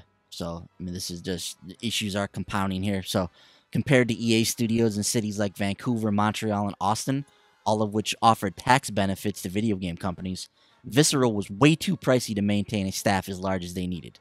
Visceral was the most expensive studio that EA had, said one person who worked there. Even during Dead Space 3 and then Hardline, we would always joke, I don't understand why EA still has a studio here. Financially, it made no sense. So, these are the people that work there that are actually saying this. So EA came up with a solution. So during the first year of pre-production, as the Ragtag team wrote, designed, and prototyped, Hennig would work with newly hired producer Jade Raymond to build a studio in Montreal, where game development costs significantly less thanks to a lower cost of living and tax benefits provided by the Quebec government. This studio, called EA Motive, would add another 70 people to Ragtag, helping out both with the single-player campaign and a multiplayer second mode that EA had demanded. At that point, per 4 sources, the second mode was going to be a space combat game that was sort of like a scaled-down version of Yuma, which was the code name for their other game that they were working on. So that's the other part of this. EA came to them. So not only did they want the Uncharted game with the shoestring budget, they wanted a second multiplayer mode added to this game, so that they could get some of that longevity out of the game as well. So by the time they were ready for pre-production in 2016, the Ragtag team was meant to be roughly 160 people, according to a source. Getting the game out for their scheduled release in May 2018 would be challenging but doable if everything went according to plan. Then there was Frostbite, which had never been used to make a third-person action-adventure game. In the video game world, an engine is a collection of code that is reused across games, often including basic, boring features like physics simulators, graphic renderers, and animation systems. For the past half-decade, EA has mandated that all of its studios use the Frostbite engine, which was designed by the EA studio DICE in Sweden to make Battlefield games, as we know. Frostbite had been challenging enough for Visceral during Hardline's development, and that was a Battlefield game. So they had already struggled with this engine, making a first-person Battlefield game, which is what the engine was designed for. Now they have to take that engine and convert it into a third-person space. So for Ragtag, Visceral would have to build key features from scratch. Like BioWare on Dragon Age and Mass Effect, Visceral found itself trying to make a third-person game on an engine built for first-person shooters. It was missing a lot of the tools, a lot of stuff that was in Uncharted 1, said a former employee. It was going to be a year or a year and a half's work just to get the engine to do things that are assumed and taken for granted. It's a year and a half of work just to get the engine up to where it needs to be so they can make a third-person game. That's insanity. Mhm. In fact, there's one point in this article where they talk about they spent months trying to get the guy's hand to go over the door right. In that 5-second demo we saw where the guy walks out to that space in Tatooine, the only thing we've ever seen in the game, took them months to get that animation right of the guy like brushing against the door and moving out into that space. That's incredible. That just shows you kind of what was going on in this studio. So then we've got the scope of the game. So Ragtag's scope was a glaring red flag. All of the ideas surrounding multiple protagonists and sabotaging stormtroopers sounded wonderful in theory, but some high-level staff at Visceral were concerned that they didn't have the time or budget to pull everything off. So as we know, it just wasn't happening. One person said, we started getting design ideas and figuring out the structure, and it was going to be bigger than Uncharted 4. It wasn't going to add up. So just the scope had just ballooned out of control with this game. Then to top all that off, there's the tension between Visceral and EA themselves. So this is interesting here. So Jason writes, perhaps the biggest red flag was the tension between Visceral and EA. Game developers and publishers have always butted heads, creatives versus money, guys. You know the drill. But on Ragtag, there were two particular arguments that remained contentious from 2014 all the way until the studio shut down. So the first argument, how much Star Wars should there be? With Ragtag, Hennig and crew were planning on making a gritty crime game, or a gritty game about scoundrels and criminals. They had Lucasfilm's blessing to tell a story about new characters, with no Sith or midi-chlorians or members of the Skywalker clan. But when EA's executives thought of Star Wars, they thought of robed Jedi using powers of the Force, not mob families. Two former Visceral staff recall EA looking at Ragtag and asking where Chewbacca was. EA would get obsessed with market research and start asking people what's important to them about Star Wars, said a former staff member. You get, the Force, lightsabers, the usual Jedi continuum. They're hyper-focused on that stuff, and it'd be a topic of conversation in every pitch meeting. So, with that, this is really the situation where you've got a publisher who's forking over the money, spending millions of dollars on this stuff, and they're wondering like why they're putting the Star Wars name on this product if there's not going to be anything like recognizably Star Wars in it. So, interesting. So the second argument that's involved in this, what exactly was the game they were making? So several Visceral employees recalled getting constant questions from EA executives like Jade Raymond about what Ragtag's big innovation was.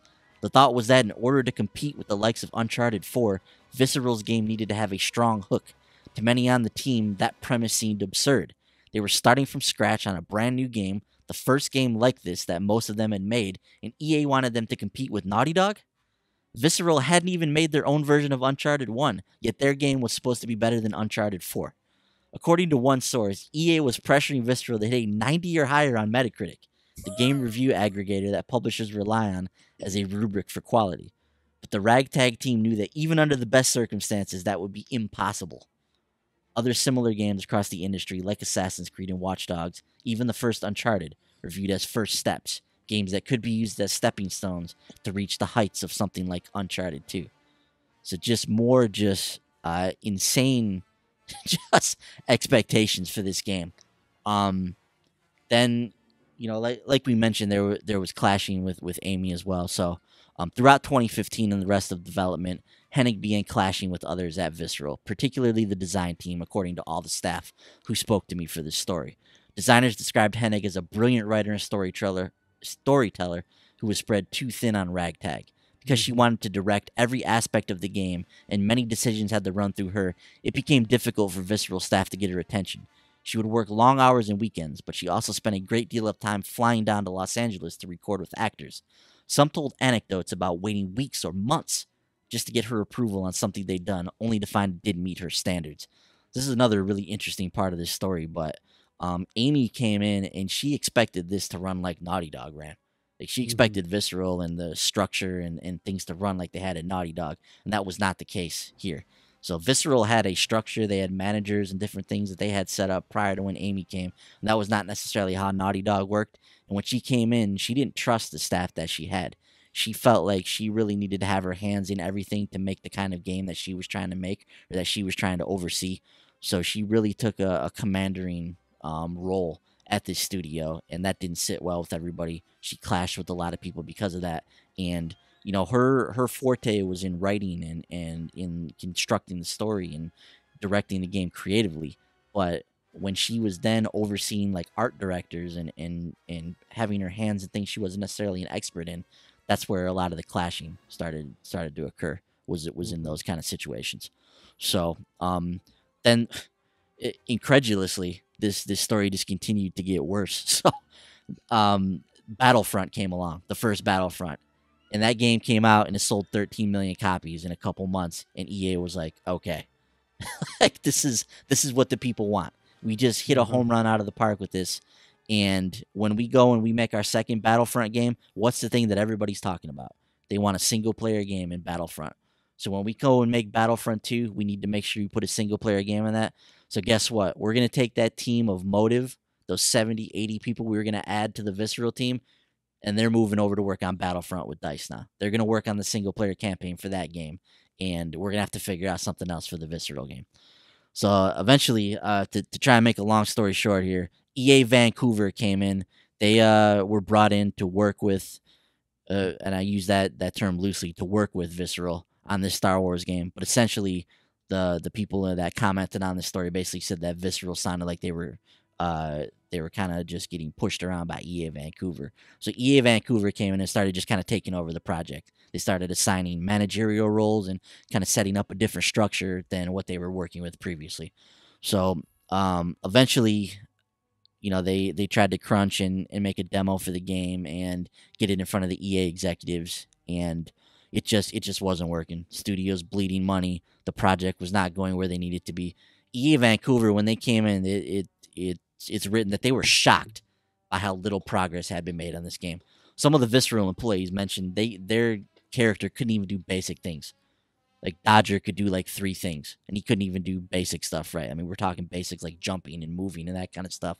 That stuff wasn't even locked down when EA Vancouver came onto the scene. So just an absolute mess in terms of this game. And it's I don't know that you can necessarily place the blame on any one person. You know, EA is culpable for a lot of stuff. Visceral is culpable for a lot of stuff. Amy, EA Vancouver. There's so many moving parts in this, and you know, there's a lot of mistakes that were made by all parties. So unfortunately, it resulted in the closure of Visceral, and we're never going to get to see this Star Wars game that they were working on. While they say that they're taking aspects of this game or aspects of what was done and working on it or using it moving forward, you know, we're not going to get to see this particular vision of what Ragtag was going to end up being. So just to sum all this up, we have a quote here from Patrick Soderlund that he gave to Kotaku for the story. So, quote, "Making games is hard. That's not new, but it bears saying again because if anything, it's getting more complex. But that's what gets us up in the morning. We love it. We have amazingly talented people making games and very powerful tools, but expectations are going up at an even faster rate. We see it when we talk to players. We see it on our own games, in the feedback people give us and how they play. We see it from what other games people love and which ones they don't. There are a ton of factors. This truly isn't about the death of single-player games. I love single-player, by the way, or story and character-driven games. Storytelling has always been a part of who we are, and single-player games will, of course, continue. This also isn't about needing a game that monetizes in a certain way. Those are both important topics, but that's not what this is. At the end of the day, this was a creative decision.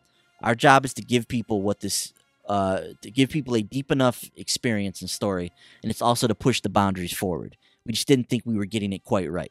Decisions like this are never easy. In fact, they are really, really hard. They're also not fast. That's a mistake some people often make. You know how much work people have put into it, how much creativity has been poured out. We will always look at every way we can, keep working on the ideas, and we did a lot of that here. We supported the team in their creative process. We tried a lot of things. We cut scope. We added things too. We rethought, redesigned, reimagined. But at some point, you just have to be honest with yourselves and realize that we're not going to be able to get where we want to be. and that becomes a very tough call to make. There's a reality in this that great creative pursuits are inevitably challenging. Sometimes you have a huge hit, sometimes you have failures, sometimes you need to shift your thinking. I've been a part of them all. This was not where we wanted to find ourselves. We're going to get back to work, use a lot of the great work that we have, and go make something that we think Star Wars fans are going to love, end quote. So, Brent, I know that was long-winded, but now hopefully we've brought everybody up to speed on where we are with this story. So let me just get your thoughts on this, dude. You know, what stands out to you? What do you think about this just incredible story about the fall of Visceral? I mean, it's tragic. It's really tragic to read about that, to hear about everything that was going on. But a lot of this does fall on EA. Obviously, you know, giving a studio like Visceral one they know they can't expand on, they can't add to it. They give them a project that they know requires a massive staff. You're saddling them with a Frostbite engine, which caused a lot of issues for Mass Effect Andromeda, and you're trying to implement it into another third-person game. We've heard that with Dragon Age, too, about the issues they had trying to use Frostbite. Yeah, and it's just, and again, that's on EA for forcing them, you know, all their studios to use Frostbite. This is an engine built by a team that does Battlefield and Battlefront. They deal with first-person shooters. And it sounds like this engine is unwieldy in any other genre other than first-person shooters. I mean, we've seen it implemented in other games that works okay, but you know, in terms of development, this is killing a lot of these big franchises. I mean, Andromeda, we probably won't see another Mass Effect game for a real long time, if ever again. We're not going to see this Star Wars game. These are massive franchises, and EA is killing them off because of the Frostbite engine. So forcing this onto other development studios is very, very risky. And the more developers that they assign projects to, they're going to be leery of the Frostbite engine. If it's not a first-person shooter, do these games even have a chance of being developed? I mean, that was really, really disappointing to hear that the Frostbite engine, they're putting so much stock into it. I understand it does really good for first-person shooters. Clearly, it's an issue outside that genre. Mm-hmm. And then obviously the whole Amy Hennig thing, you know, clashing with the studio. I mean, I'm sure she was under a lot of stress, you know, especially when she realized she wasn't getting any help. Mm-hmm. And, you know, with whatever happened between her and Naughty Dog, I'm sure Amy went into this project thinking, look, I'm going to show people that I know what the hell I'm doing. I'm going to show people that I can still make a good game outside of Uncharted. And I'm sure with that mentality, she probably did stepping over her lines a little bit. You know, getting involved too much in the and stuff that maybe she doesn't have a lot of experience in, and that comes back to what you mentioned earlier, the trust factor. She didn't trust people for whatever reason, and you know, there was just so many issues going on with this game, and all of a sudden we all forget that the first thing everyone said was, well, they're doing it because they want games as service. That's what they want from it. It sounds like they really were. EA was really interested in the single player side of things. It was just everything else was going to keep it from happening. Mm-hmm. And it's just, man, it's just a tragic story, man. I mean, it's really incredible that it even got as far as it did. It seems like from everything that was going on. And they spent years working on this game, and they've tried to retool it several times and bring in different teams and try to kickstart this game. And it just the fact that we got 2-3 years into it is even a little shocking from everything that we read here. Frankie, let's bring you in here, dude. We didn't get to talk to you about this last week, about this story. So, you know, just give me your thoughts, man, on everything that we just talked about on this whole story as a whole, and on what we just heard about here in terms of the fall of Visceral. So, knee-jerk reaction, of course, I was really angry at EA about this whole thing. Mm-hmm. Of course, I'm just going to blame them. That's my natural thing to do, especially with EA. They're I don't know. They kind of have a really spotty track record for me personally. So I just assumed it was, you know, I was one of the ones probably believing that, oh yeah, of course you're going to scrap it. You can't you're watching all the backlash overshadow of where you're not going to be able to put microtransactions in your single player game. Of course you're going to cancel it.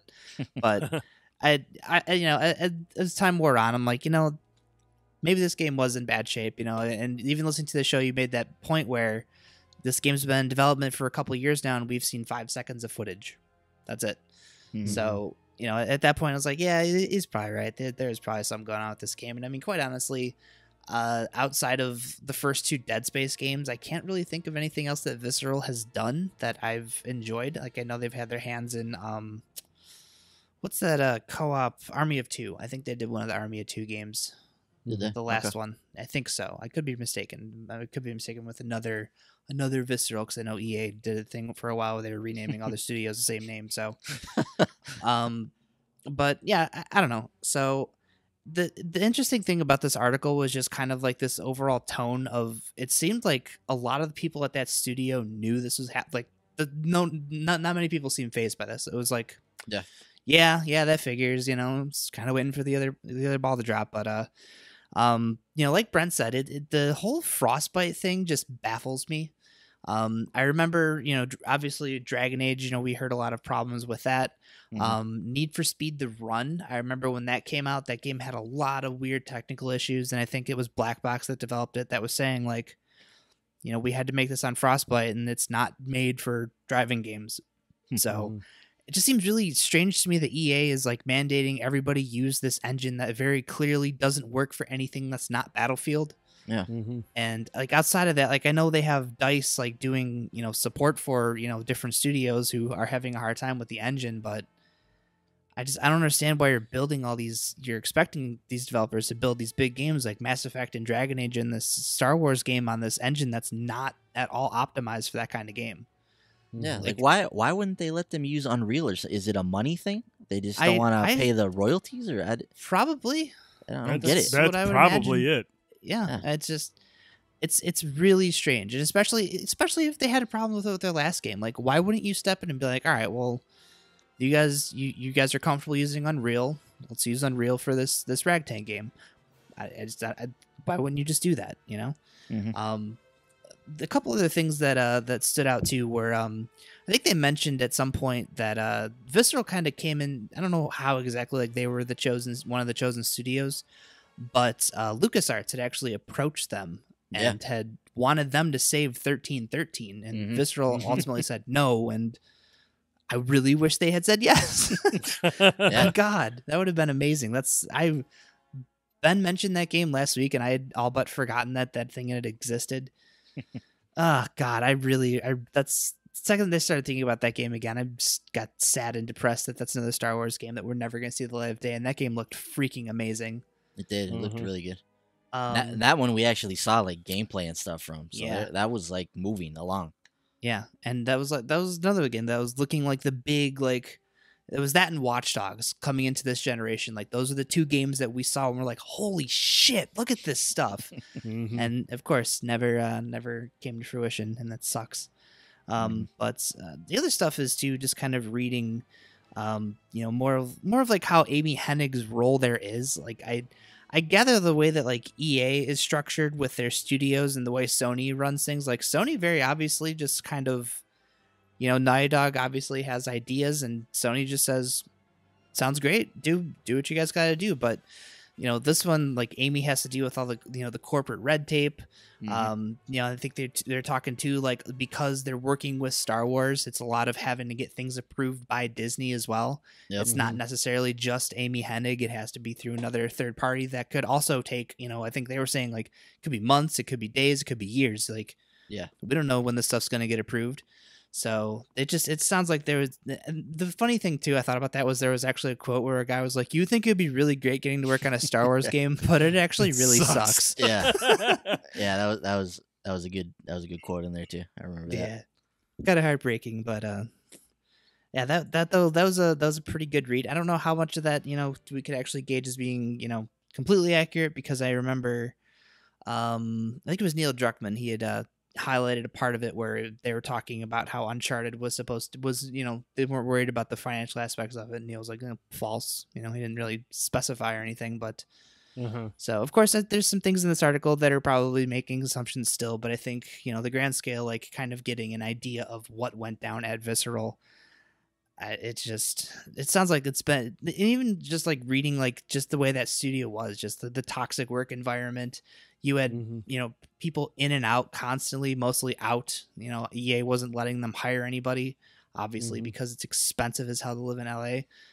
Or they're in San Francisco, aren't they? San Francisco. Yeah, San Francisco. Yeah. So Yeah, it's just a lot of that just sounds absolutely insane. Hmm. Yeah, and that's one of the things about this article is it's based on, dozens of accounts from people that actually worked at the studio and worked on the game. So they have a lot of eyewitness accounts into this. So yeah, I think this gives us a pretty good idea of what was going on at the studio, and it just some crazy stuff in here. Bender, man, what do you think of all this, dude? Obviously, we talked about the closing of Visceral on last week's show, but what do you think about now that we've read about the actual story behind the collapse of Visceral? What do you think about this? What stands out to you, man?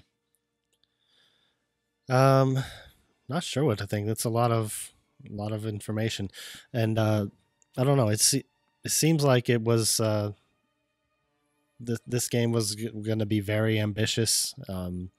It sounded like it was going to be cool, but it sounded like they were trying to do a lot of different things that, that I maybe would have taken a long time to accomplish. Mm-hmm. Yeah, it just sounds like it was a big mess. I was one of those ones who was like, oh well, they probably cancel it because they would just want to make more money or do a multiplayer thing or whatever. But sounds like it was a lot more to it. Sounds like it was something that just wasn't coming together, wasn't really gelling, and that's a shame because I was looking forward to that. But I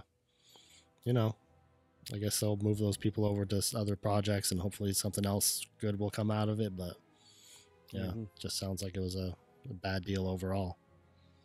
Yeah, they mentioned in here that several people have already been moved to other places in EA, and others are out seeking new studios to be a part of as well. So hopefully most of those people will land on their feet over at Visceral. They just a lot to deal with being a part of that studio over the last few years. So I know a lot of them are just looking to get a fresh start somewhere else, whether it's in EA or outside of EA. So yeah, Brett, just a harrowing story, man, of development in the video game industry. And obviously not all projects are as bumpy as this one, but just crazy to get that little peek behind the curtain, man, and see what goes on behind the scenes. Easily probably one of the most disappointing cancellations of this gen, up there with Silent Hill. I mean, considering all the talent involved, it's a Star Wars property. This is one that'll sting for a long time. So I mean, we've seen, like you mentioned, we've seen some stingers this gen with like Scalebound and Fable going away, in addition to 1313 and now this Star Wars game and Silent Hills and just a lot of stuff falling by the wayside, man. Yeah, definitely a bummer, but a great read. If you get a chance, head over to Kotaku. It's a lengthy article, but it gives you a lot of insight into what really goes on with game development. It's not as cut and dry as a lot of people like to pretend it is. So great stuff there. But hey, we're going to take a quick break. We've got some music here from Ruel Ethan, and we'll be right back.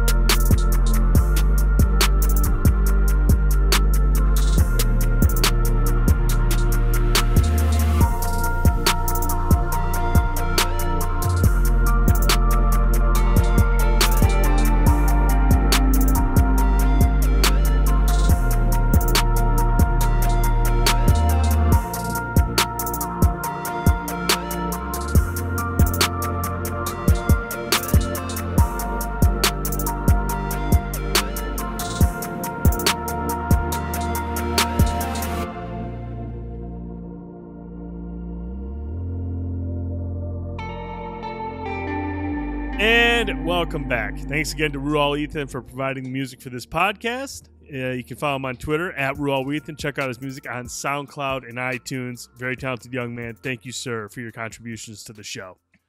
All right, guys, let's get into the rest of the news. First up, on this week's Bungie update, they kind of gave us a peek into what we can expect to see from Destiny 2 over the weeks and months ahead. Go right down in the middle of the post, and you actually can see here's a list of things that they are going to be working on for Destiny 2. Up first, new systems and rewards to give out to our most engaged players additional optional pursuits. Better incentives for players who complete challenging prestige activities. Better rewards and replay value for strikes, adventures, and lost sectors. I like that one. Private matches for the competitive community. They're targeting early 2018. Crucible tuning, like adjusted supremacy scoring and better spawning rules. Better incentives for completing Crucible matches and penalties for quitting competitive games. Stop. That's basically geared at us. So we get into the competitive side and we just get a house like, let's just go back to Orbit. Can't do that anymore. So there's going to be penalties for it. Continued improvements to Iron Banner and faction rallies, including uniqueness of rewards. Changes to make the mod economy more interesting and impactful.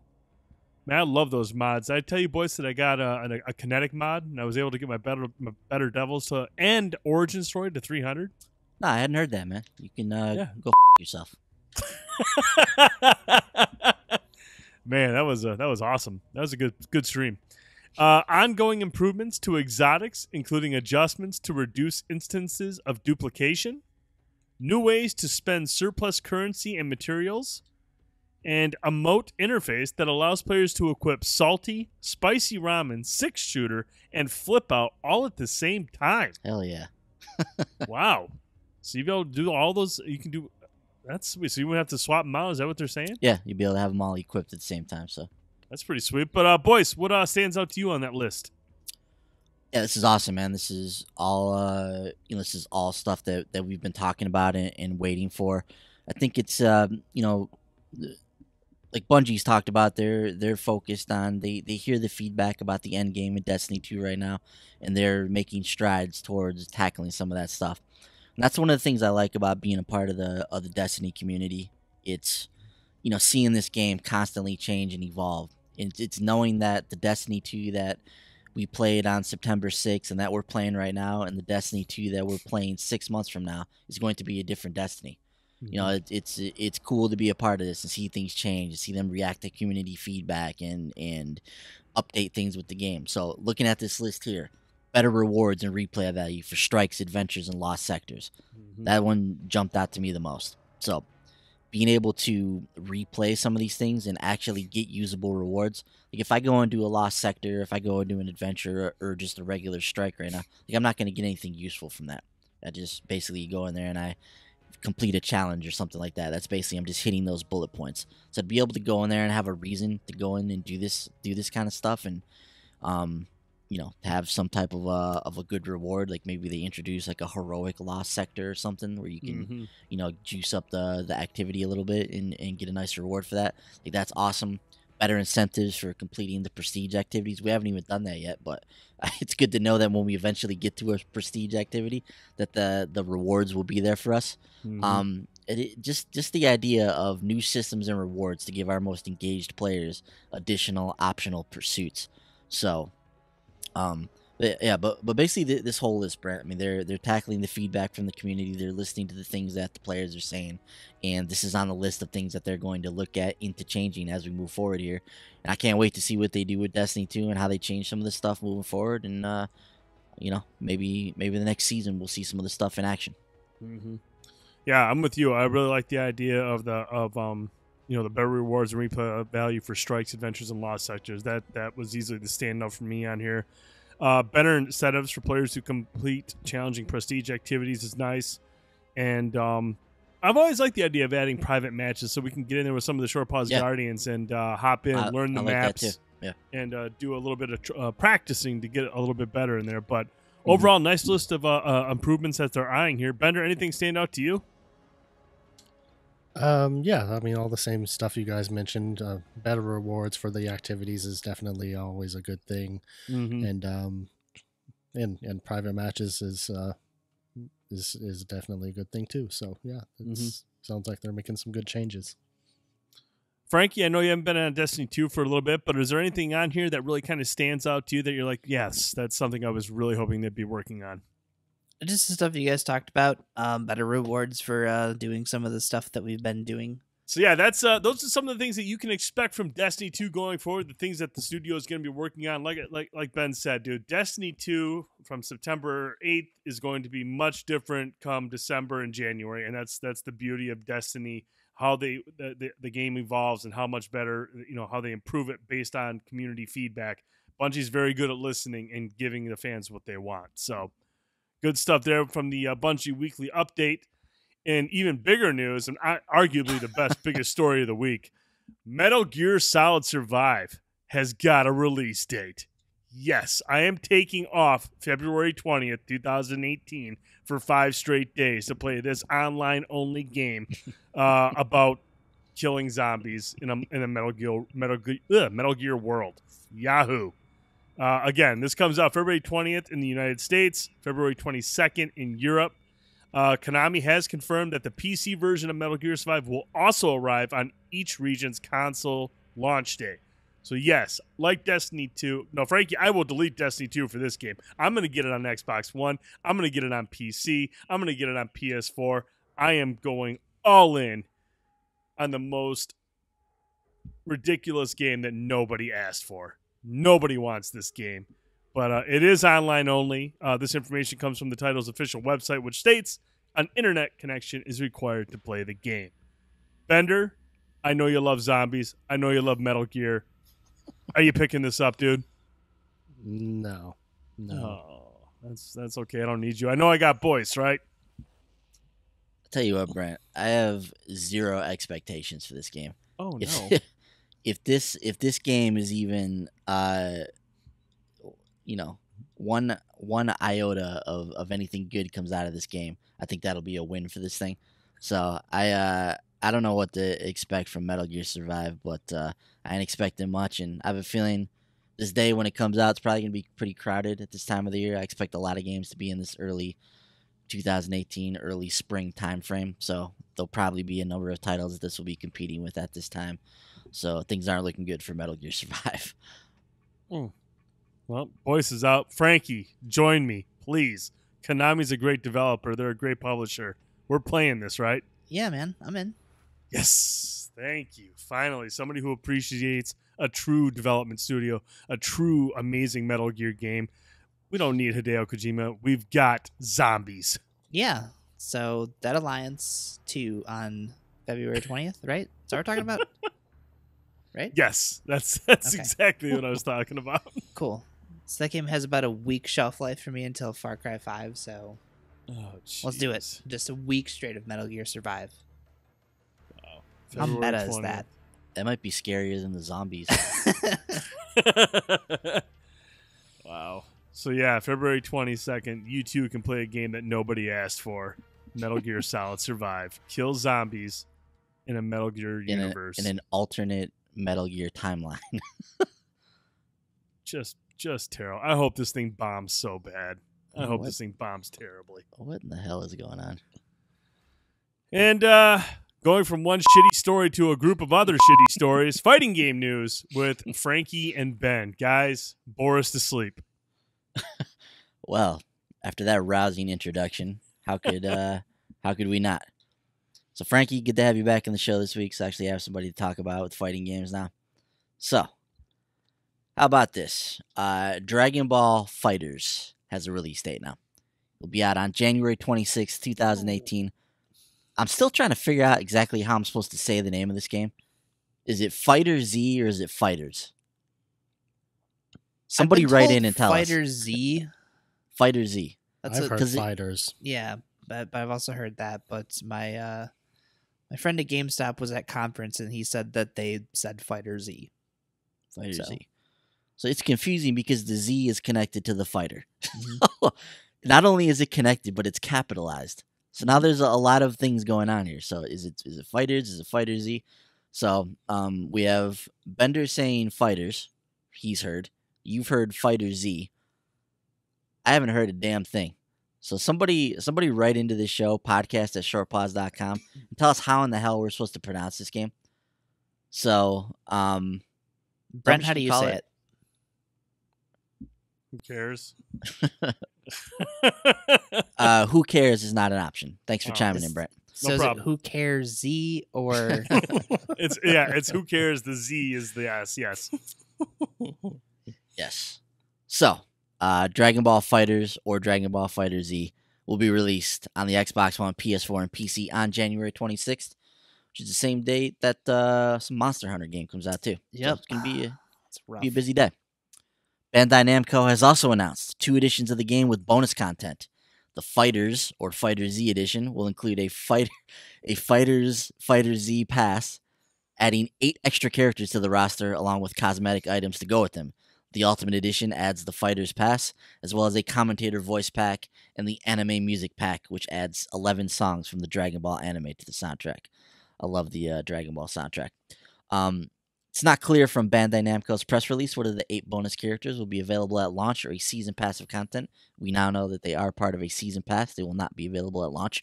So, be on the lookout for that. Frankie, what do you think, man? We got a release date for this game now. How you feeling? Excited. Actually, I got a pre-order this time. I'm probably gonna go do that tomorrow. But GameStop, if you pre-order, you get a really cool little Goku figure. Oh, nice. So I'm like, all right, I'm in. I mean, I was already in, but now I'll actually go and buy it at a store that doesn't give me a sweet discount. So are we talking about like a mini figure? What kind of figure are we talking about? Yeah, it's one of those little 3-inch little figures. 3-inch ones? Cool. Yeah, I'm trying to figure out which version of the game I want. I really like the collector's edition for this game. I want that statue that's in there. Yeah.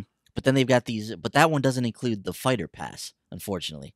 So the big like collector's edition doesn't have the season pass, which is a blow to that one. But they've got some of these other editions now that do. So kind of torn on that. Also like having fighting games on my hard drive.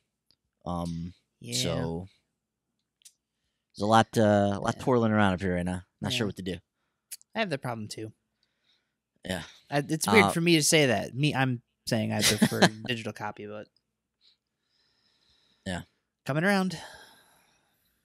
So we'll see what I eventually end up getting. But yeah, game continues to look amazing. Can't wait to actually play it. And sounds like we'll be able to before it launches as well. An open beta test for Dragon Ball FighterZ is inbound. Bandai Namco also announced. So PS4 and Xbox One players will be able to participate in the upcoming beta. However, details on when we can expect to see the test go live have not yet been divulged. So sometime prior to this January 26th date, we'll be able to hop into an open beta for this game. I didn't get into the last beta, so I would like to hop in there and give this one a whirl. Yeah. But yeah, excited to play this game, man. Been waiting for it for a long time. I'm a big Dragon Ball fan, so being able to play a really cool fighting game developed by the Guilty Gear team is incredibly exciting. Piccolo 039's 1-1 record still stands. So yeah, I'll be on the lookout for that bastard. I'm gonna give him a piece of my mind. If I pick up a fight stick, this is probably going to be the game it's going to be because of. Yeah, tell you what, man, I'm really close to pulling the trigger on a stick. I keep getting these notifications. Newegg has fight sticks on sale, like literally every other day, and it's like goading me. They just want me to buy one of these things. So, yep. I saw another one pop up today with you get Marvel with it. Yeah, with Marvel, the Razor stick. That's a nice stick too. So being able to get a $60 game for free with the stick is a great deal. So yeah, one of these days, man, I'm gonna pull the trigger on that sooner rather than later. So moving on from Dragon Ball, let's talk Injustice 2, man. So we saw the trailer for Hellboy, and as anticipated, he looks badass. So he's going head to toe with Atrocitus, not Robin, in the reveal trailer. Atrocitus, a big red hulking figure, just like Hellboy is. So it was appropriate that these two are battling each other. Yeah, Hellboy looks rad, man. He looks very powerful. He's using his Fist of Doom or whatever the hell that thing's called on his hand. He's looks to have some really hard hitting combos. His ultimate move looks pretty rad. Like blasts you into like the center of the earth. He's got some ranged attacks with his pistol as well. So yeah, he looks like a really cool character. What'd you think about what we saw from Hellboy? I'm excited to play as him. I wasn't sure how he would end up playing in the game because I kind of figured he'd be a bigger, slower moving character, but seems like Mhm. he's pretty nimble for his size. So Yeah, he's got some moves where it seems like he can get around a Yeah. little bit quicker than his size would belie. Yeah. But yeah, I think he looks cool. November 14th, he'll be added to the Injustice roster, and that will wrap up our Fighter Pack 2. So now we can get ready for Fighter Pack 3, man. We know the Atom's in there. Who else is going to be in there? Who's the big surprise character that's going to be in Fighter Pack 3? We should be finding out sooner rather than later, right? hopefully. Surprised we don't know already, honestly. Yeah. Also in Injustice news here, a quick note: Injustice 2 coming to PC, so it will be available sometime this fall. It'll be on Steam and Windows Store. So if you are a PC fan and you've been holding out for Injustice 2, you'll be able to play that in the coming months here. A couple other nuggets here, Franklin. Evo, we have the dates now for next year's conference or competition. So the 2018 Evo dates have been announced. It will be August 3rd through the 5th, of course, in Las Vegas at the Mandalay Bay Resort and Casino. So we don't know the games lineup, of course. It will be announced early in 2018, as it always is. But we can anticipate that, of course, Dragon Ball will be there. It's one of the games they feature in like the trailer. I'm sure Guilty Gear, Blaze Blue will be there. Obviously, Street Fighter V will be there. Marvel Infinite will be there. Injustice 2.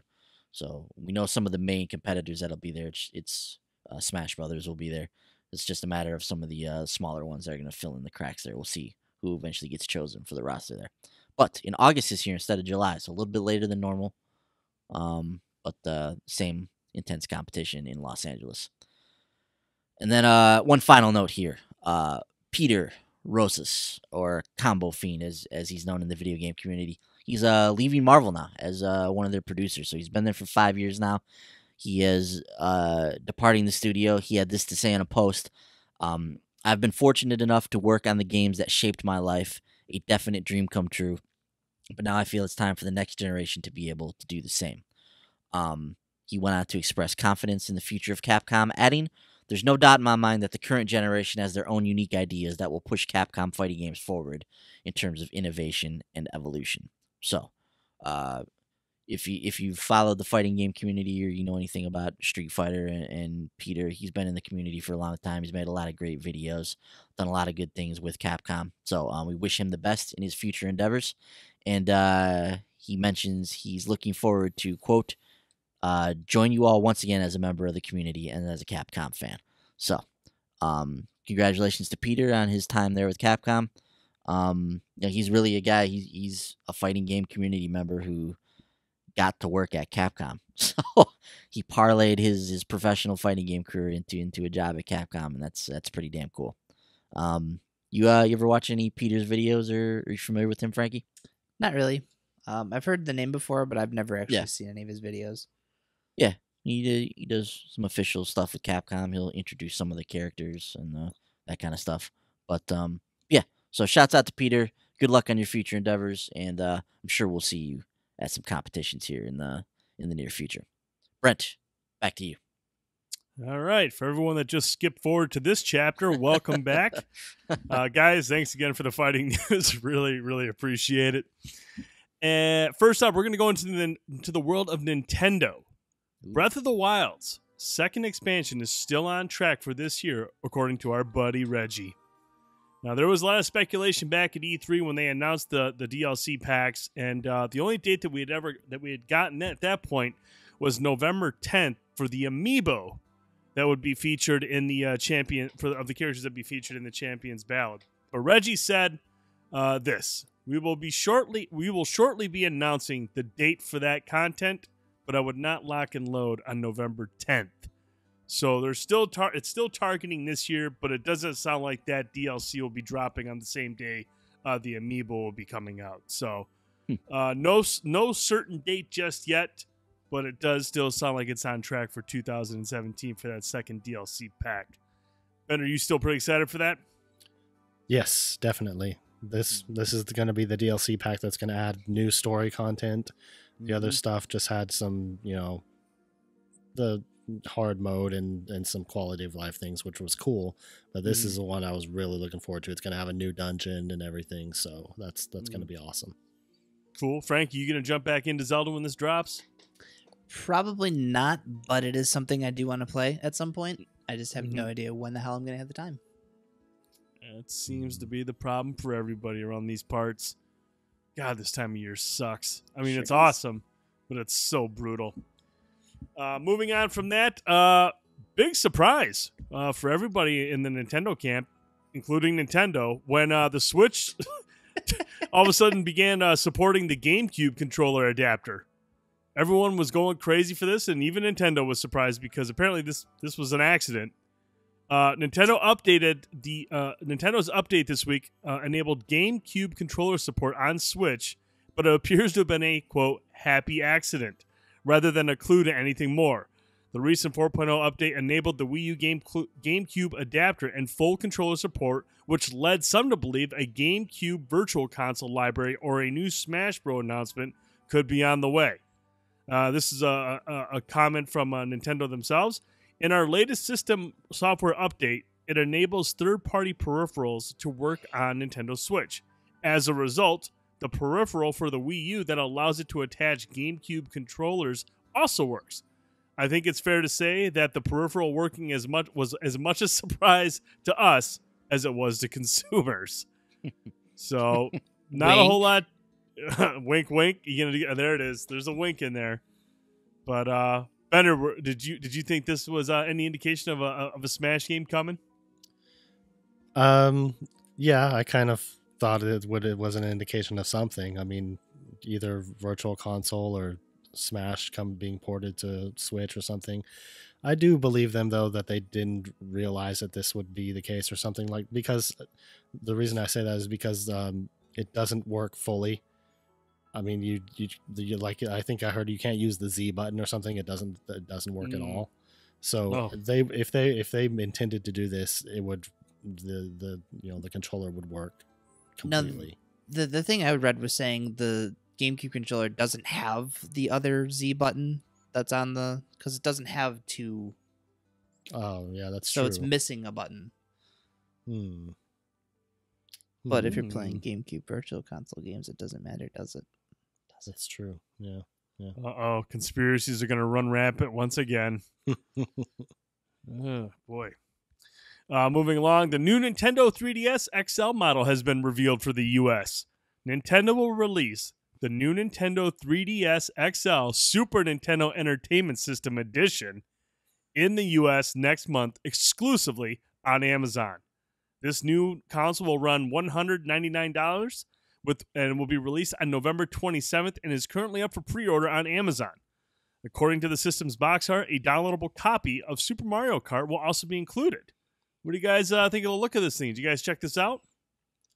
Yeah, I think it looks cool. But I already have my Super NES Mini for my Super NES nostalgia fix, so I don't really need this. And I have the Majora's Mask 3DS, and like I've said before, nothing's going to replace that one. That one's my favorite, so that's what I'm going to stick with. I don't know. This one's nice though, Bender. Look at this. It's classy. It's blue and black. Yeah, look at the buttons. Nice. They're nice. Yeah, but it's not a Pokeball one, so yeah, that's true too. But also, that's the 2DS, and mine's the 3DS. I do like having the 3D. Yeah, that's true. I never used the 3D when I had a 3DS ever. I do. I like the 3D a lot. I do too. Do you even know where your 3DS is? Yeah, it's in my bag. I play Samus Returns at work. Boom. Ooh, Snap. Take that. At work. I'm backhand. I'm dealing out backhands too, Bender. Yeah. Boys, I know you're super thrilled about the new Nintendo 3DS. Did you pre-order one of these? No. What do you think it's a good-looking system at least? Yeah, no, I think it's cool. Obviously I love the Super Nintendo, but once again, I just want that stuff on the Switch. So, Don't hold your breath. That's it.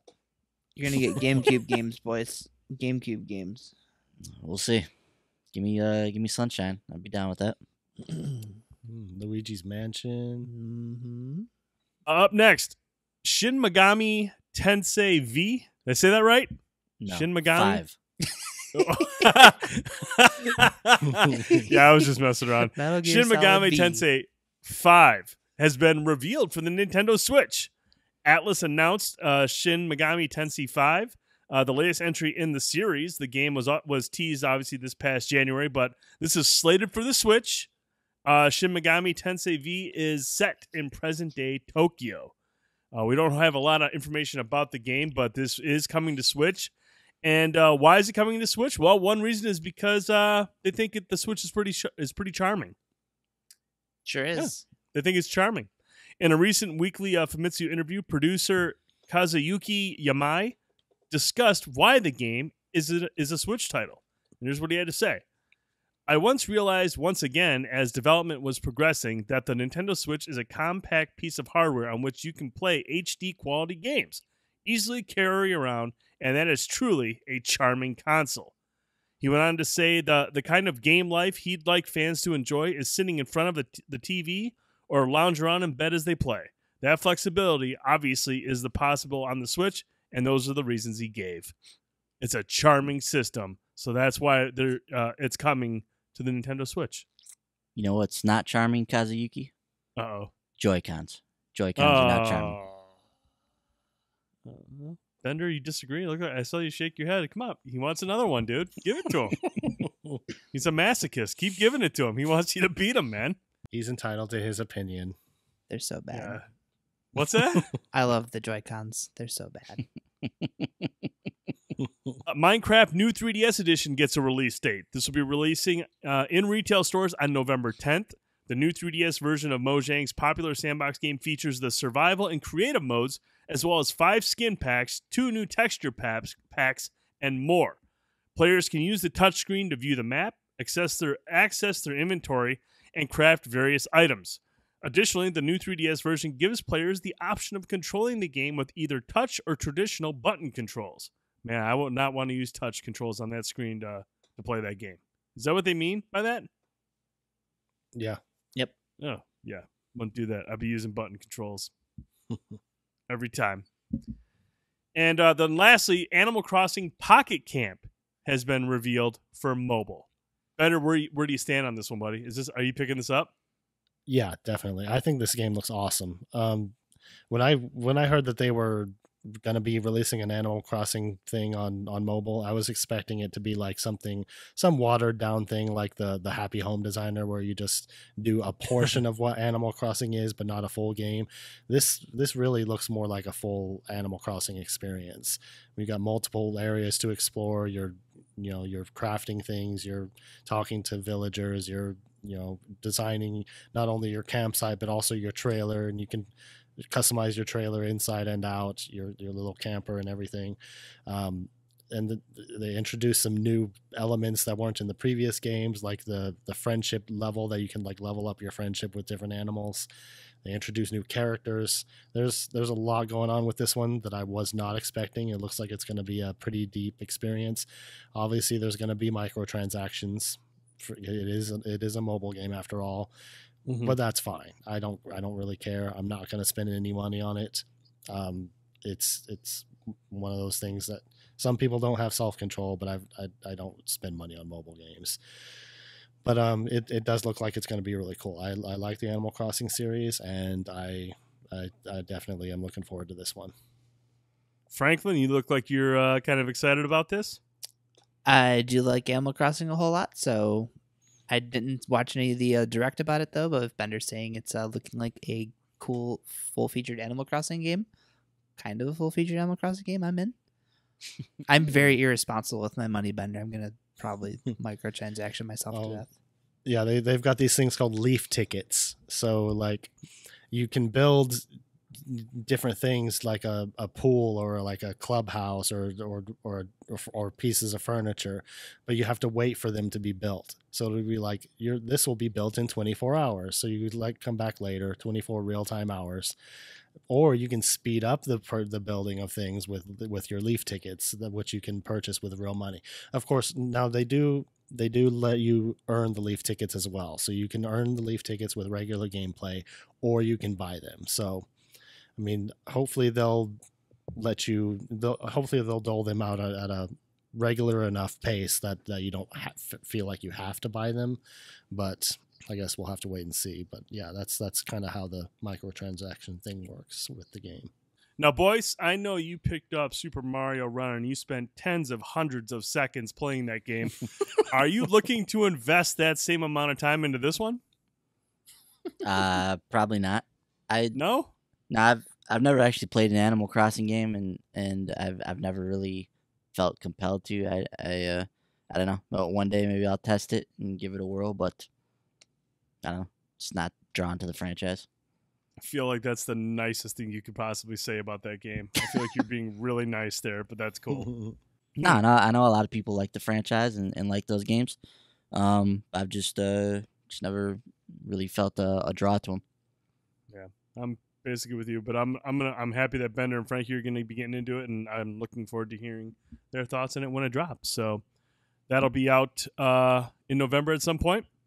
Moving on from Nintendo, let's jump into NPD. We finally got those numbers for the software side of things. There was a slight delay on that from the week before, but shocking absolutely nobody. Destiny 2 was the top-selling game in September.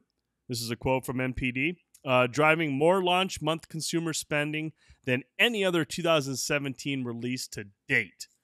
With one more month of sales, Destiny 2 has become the best-selling game of 2017 year-to-date, and the third best-selling game of the 12-month rolling period ending September 2017, trailing only Call of Duty Infinite Warfare and Battlefield 1.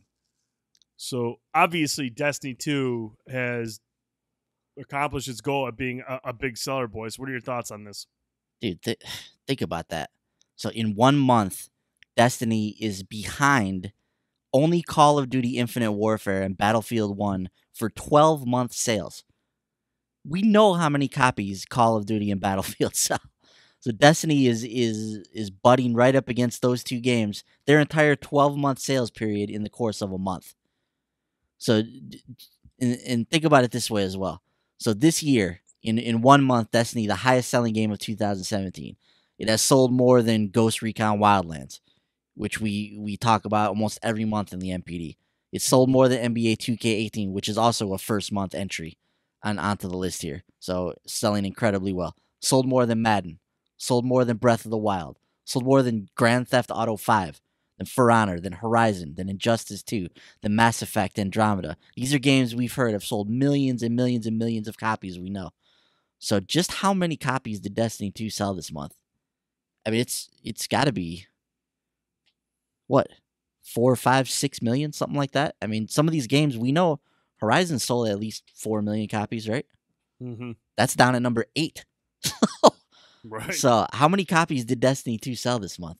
That's incredible. So obviously, not only does Activision now have Call of Duty like cranking out things every month, but Destiny has solidified itself as a major first-person shooter in the video game space, and it now has the type of cachet where it is now mentioned with Battlefield and with Call of Duty in terms of sales. So kudos to Bungie and Activision for their success with Destiny. And now after this month, you can add in all the PC sales. Yeah, which won't be doesn't included even have because PC sales. Yeah, they won't include it because BattleNet's not included in the digital sales front. So there you go. Yeah, but let's quick go down the list here. Top selling games of September: number 1, Destiny 2, NBA 2K18, Madden NFL 18, FIFA 18. Sports games cleaning up right behind Destiny 2. Yep. At 5, Mario and Rabbids Kingdom Battle. Yeah. Still going strong. Marvel vs. Capcom Infinite. Grand Theft Auto 5. Is that a game? I didn't know that was still a game. That's 7. I think so. NHL 18th at 8. The Legend of Zelda Breath of the Wild 9. Tom Clancy's Rainbow Six Siege sitting at number 10. Still going strong. Mario Kart 8. Metroid Samus Returns. Pokken Tournament DX. Overwatch. Ark Survival Evolved. Uncharted The Lost Legacy. NBA Live 18 just way below its counterpart. And then Crash Bandicoot at number 19, and there's Minecraft. You knew Minecraft was going to make it in, squeezing in at number 20, which I'm sure we'll see a nice little boost when it hits the 3DS in the new version or whatever the hell it is. I don't even know how many. I don't even know how many versions of Minecraft there are. But boys, anything on that list stand out to you? Yeah, the standout for me is Marvel vs. Capcom Infinite. So coming in at number 6 is not too shabby for its debut month here. Came out in the fall during a busy time of the year, and really it's only behind the sports games and Destiny 2. Mario and Rabbids is in there too, but Mario obviously a huge draw. So we talked about previously about the budget that was used to create Marvel vs. Capcom Infinite, and I'll tell you what, man, I've been spending a lot of time watching competitive Marvel vs. Capcom Infinite, and it's been a lot of fun watching that, getting some ideas about some strategies to use for some of these different characters. But I really like the way the competitive scene is kind of coming around that game, so I'm excited to continue to watch that over the next weeks and months, watching how all that unfolds. But Marvel vs. Capcom Infinite's a sweet game, and as these DLC characters keep coming out and keep the game in the headlines, hopefully it'll just pick up a consistent audience. But happy to see it there at number 6. Awesome, Franklin. What stands out to you, buddy? Obviously Mario Rabbids being at number 5. I know Mario is, it's gonna sell because it's Mario, but it's good to see that game because of the type of game that it is, being where it is on the placement for the month. I hope that game kind of keeps a solid pace along with like Zelda. Keeps doing well for Nintendo and Ubisoft. I'd really love to see more kind of come from that partnership. Like, seeing what Ubisoft is willing to do for games on a Nintendo platform is what I wish like EA and Activision would do as well. Even Bethesda to a degree, just kind of go out and make a game for the Switch, instead of just porting over whatever. So it's really cool seeing that thing do very well for them. Mm-hmm. Yeah, I'm anxiously awaiting that Sam Fisher Toad spinoff, like Splinter Cell with Toad and Sam Fisher. I think that'd be pretty sweet. But I don't know. Bender, anything look good to you on that list? I agree with Frankie. Seeing Mario plus Rabbids at number 5 is pretty cool. Glad that game is doing well. It is a very fun game, so yeah, if anyone hasn't played it, it's I recommend it. And it's cool to see some other Nintendo games on there. They're a little bit lower on the list, but Metroid Samus Returns is still there, and Pokken Tournament DX at number 13. I'm like, I haven't heard many people talk about that game, but I guess it's doing all right. So I don't know. But yeah. Yeah, Splatoon 2 sitting there at 18. You've got pretty much all the big hitters for the Switch sitting in the top 20 here. And Ark Survival Evolved. I was really surprised to see that one on the list, but I don't know.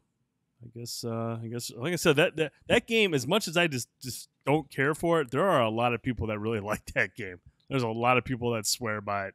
And God bless them, because they got it perched up in the top 15. So good for Ark Survival Evolved, and that's your MPD moment. Let's keep the train moving here. Up next, Hitman gets a Game of the Year edition, plus some new campaign and the return of elusive targets. Hitman will get a Game of the Year edition on November 7th. IO announced this week. It will bring a new campaign, new escalations, and a chance to try elusive targets you might have missed. It's not Season 2, but it's a ton of exciting new stuff. The new campaign, Patient Zero, will cross Sapienza, Bangkok, Colorado, and Hokkaido. These maps have been reworked from the original settings with new gameplay opportunity, disguises, characters, challenges, gameplay mechanics, AI behavior, and HUD elements. Elusive targets, Hitman's timed assassinations are going to get reactivated. You won't be able to replay the ones you failed, but it's a chance to try the ones that you missed. The first will appear shortly after November 7th. There will also be new suit and weapon combinations, and each will get an escalation around them. In addition, a general game update will overhaul the UI and lighting, among other tweaks. The Game of the Year edition will be purchasable separately, and all new content will cost $20 for current Hitman owners. Nice. Frankie, I know, like myself, we've missed a lot of those elusive targets. Are you excited to hear that you'll at least be able to go back and try the ones that you weren't able to try out? Yeah, there were definitely a couple that I missed that I was kicking myself for missing, namely the one with Gary Busey. So, yeah, that's awesome. I'm glad they're doing another campaign mission. I know after, the fallout with Square Enix, we weren't really sure what would happen with Hitman. So it's kind of cool to see IO out there, still pumping, out Hitman content. $20 for another campaign mission and some new updates. Hell yeah. No brainer. Yeah. So I can't wait. That's awesome. Yeah, it's not bad at all. And I like how with the elusive targets, they're not just going to make everything, anybody can play any elusive target. The best part about the elusive targets is you had one opportunity to get it, and that's it. I like how they're reactivating for the ones that you missed, the ones that you didn't do, the ones that you failed. Hey, you failed it. That's the point of the elusive target. You get one shot. So I'm kind of glad they're doing that. Boys, what's your thoughts on what they're doing here with Hitman? Yeah, I agree with you guys. It's awesome to see IO. Obviously, we know that when they split from Square, one of the cool things they were able to do is not only go independent, but keep the rights to Hitman. So this is kind of like the first steps, the first stage that we're seeing to their kind of vision for what Hitman's going to be for the future.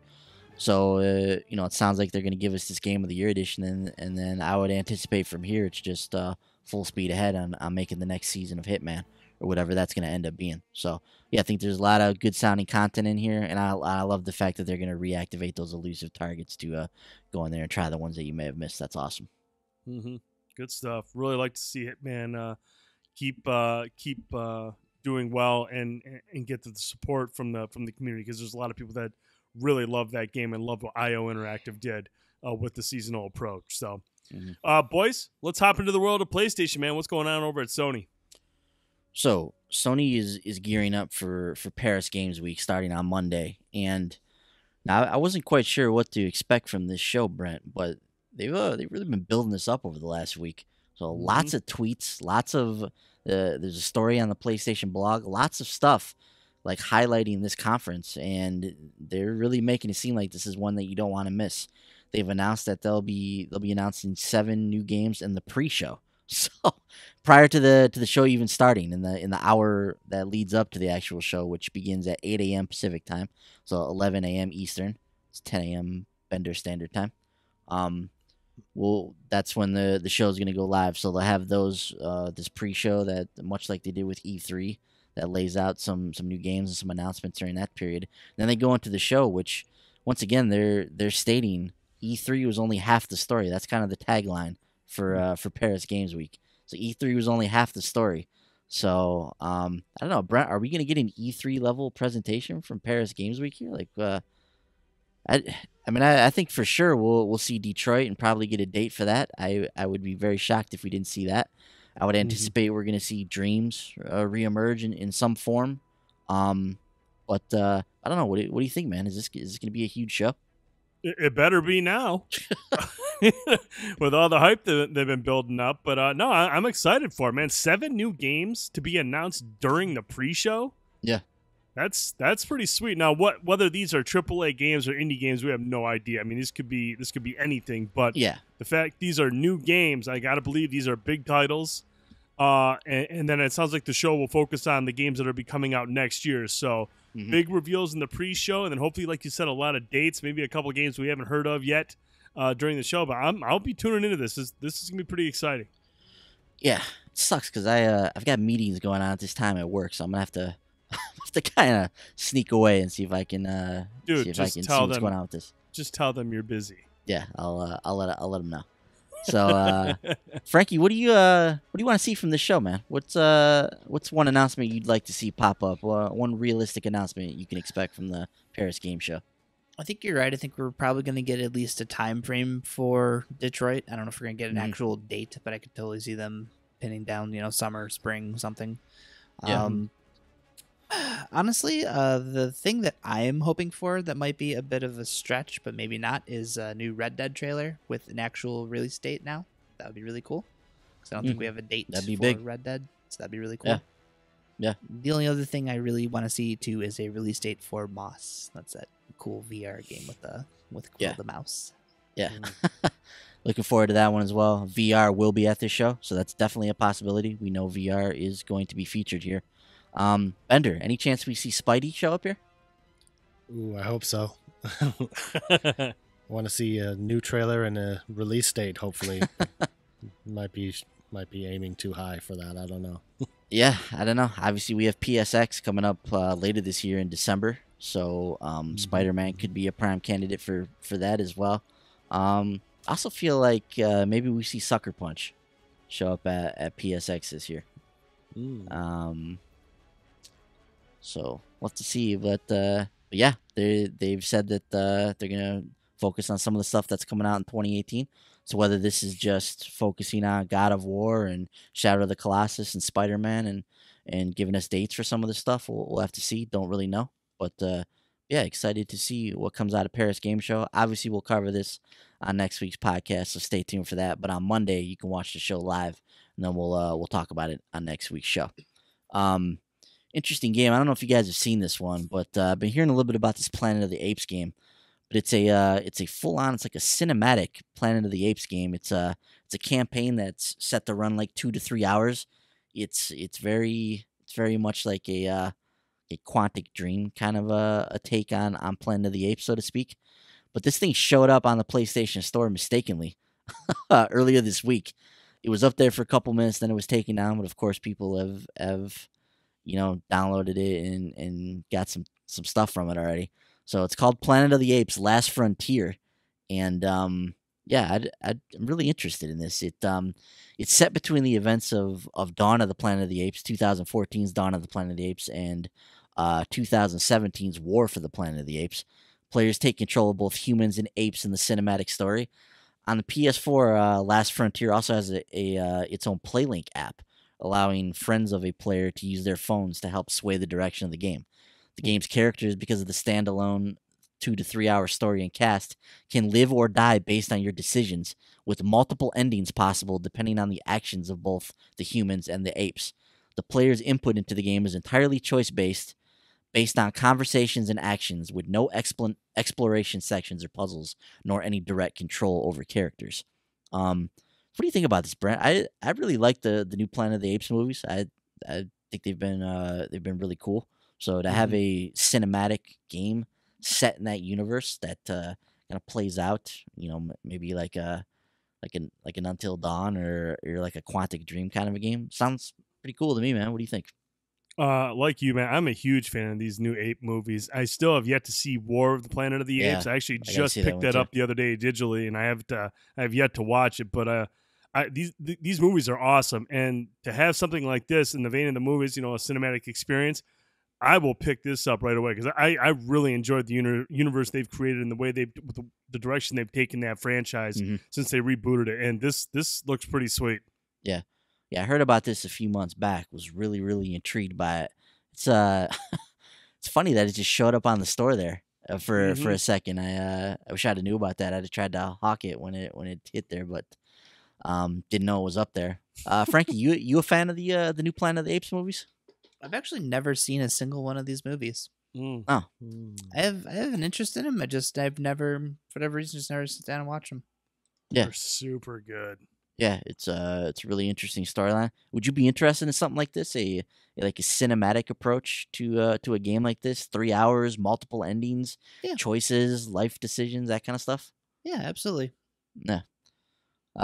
Bender, you seen any of the Planet of the Apes movies? Oh yeah, I've seen all of the Planet of the Apes movies, including the old ones.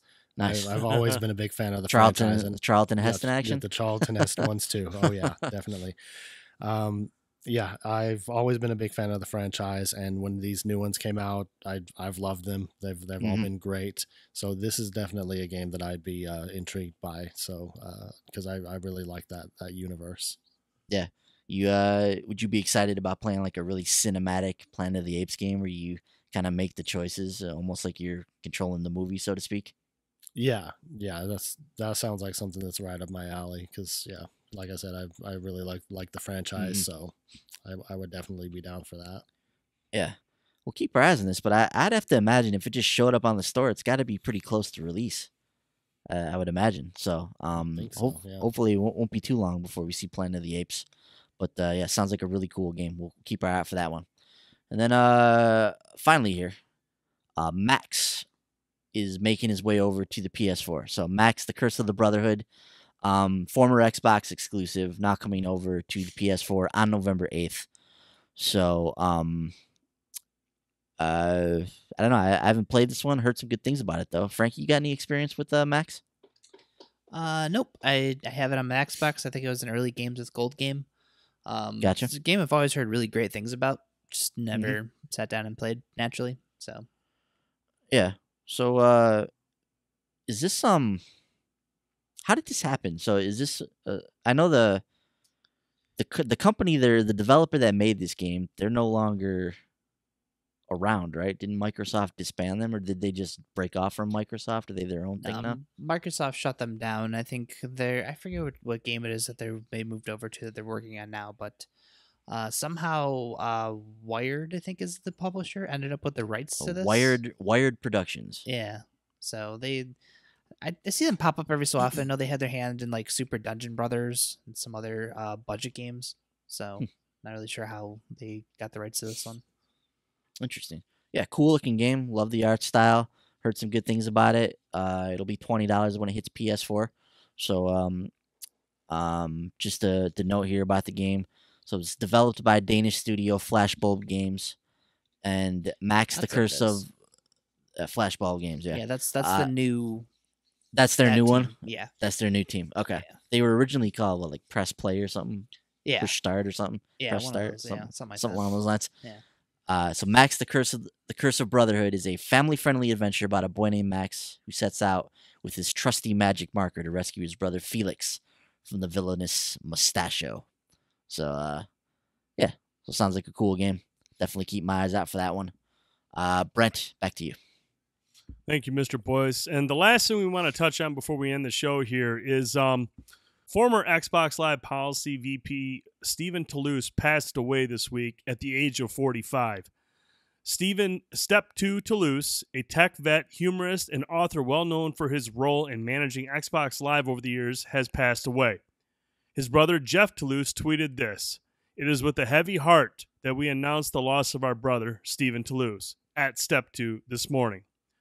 A Microsoft employee for 18 years, Stephen served as Director of Xbox Live Policy and Enforcement until early 2012 and helped shape the company's response to issues online communities are still struggling to deal with today. So we don't have any concrete details on what happened to Stephen, but obviously 45, way too young to go. And just wanted to take a moment to pay our respects. And you guys want to add anything to that? I mean, it's damn, another one passes away at just way too young.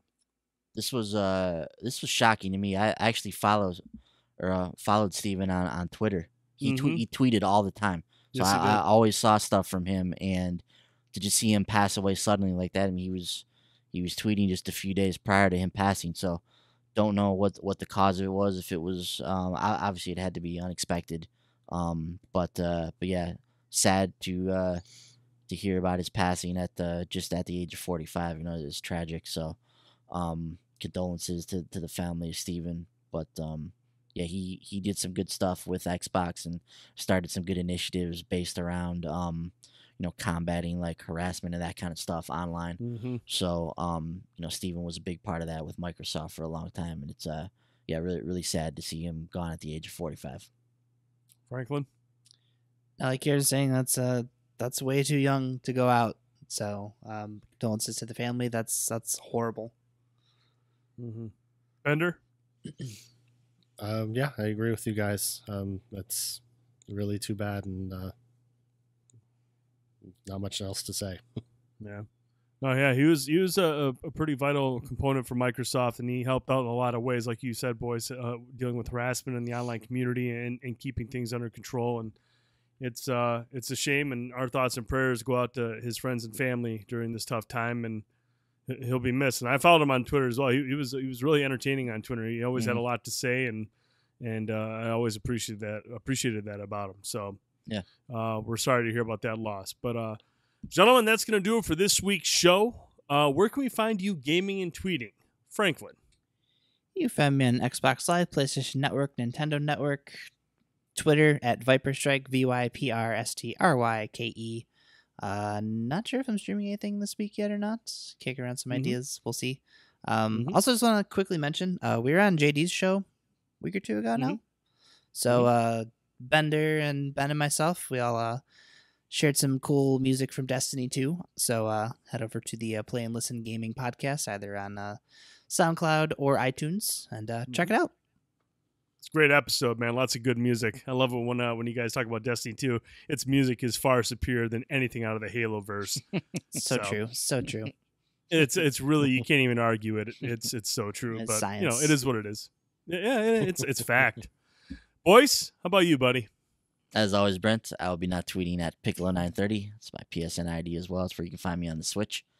We'll be doing the Tuesday night indie spotlight as we do every week. Tuesday, 10 p.m. Eastern. Tuesday is Halloween, right? It Sure is. is.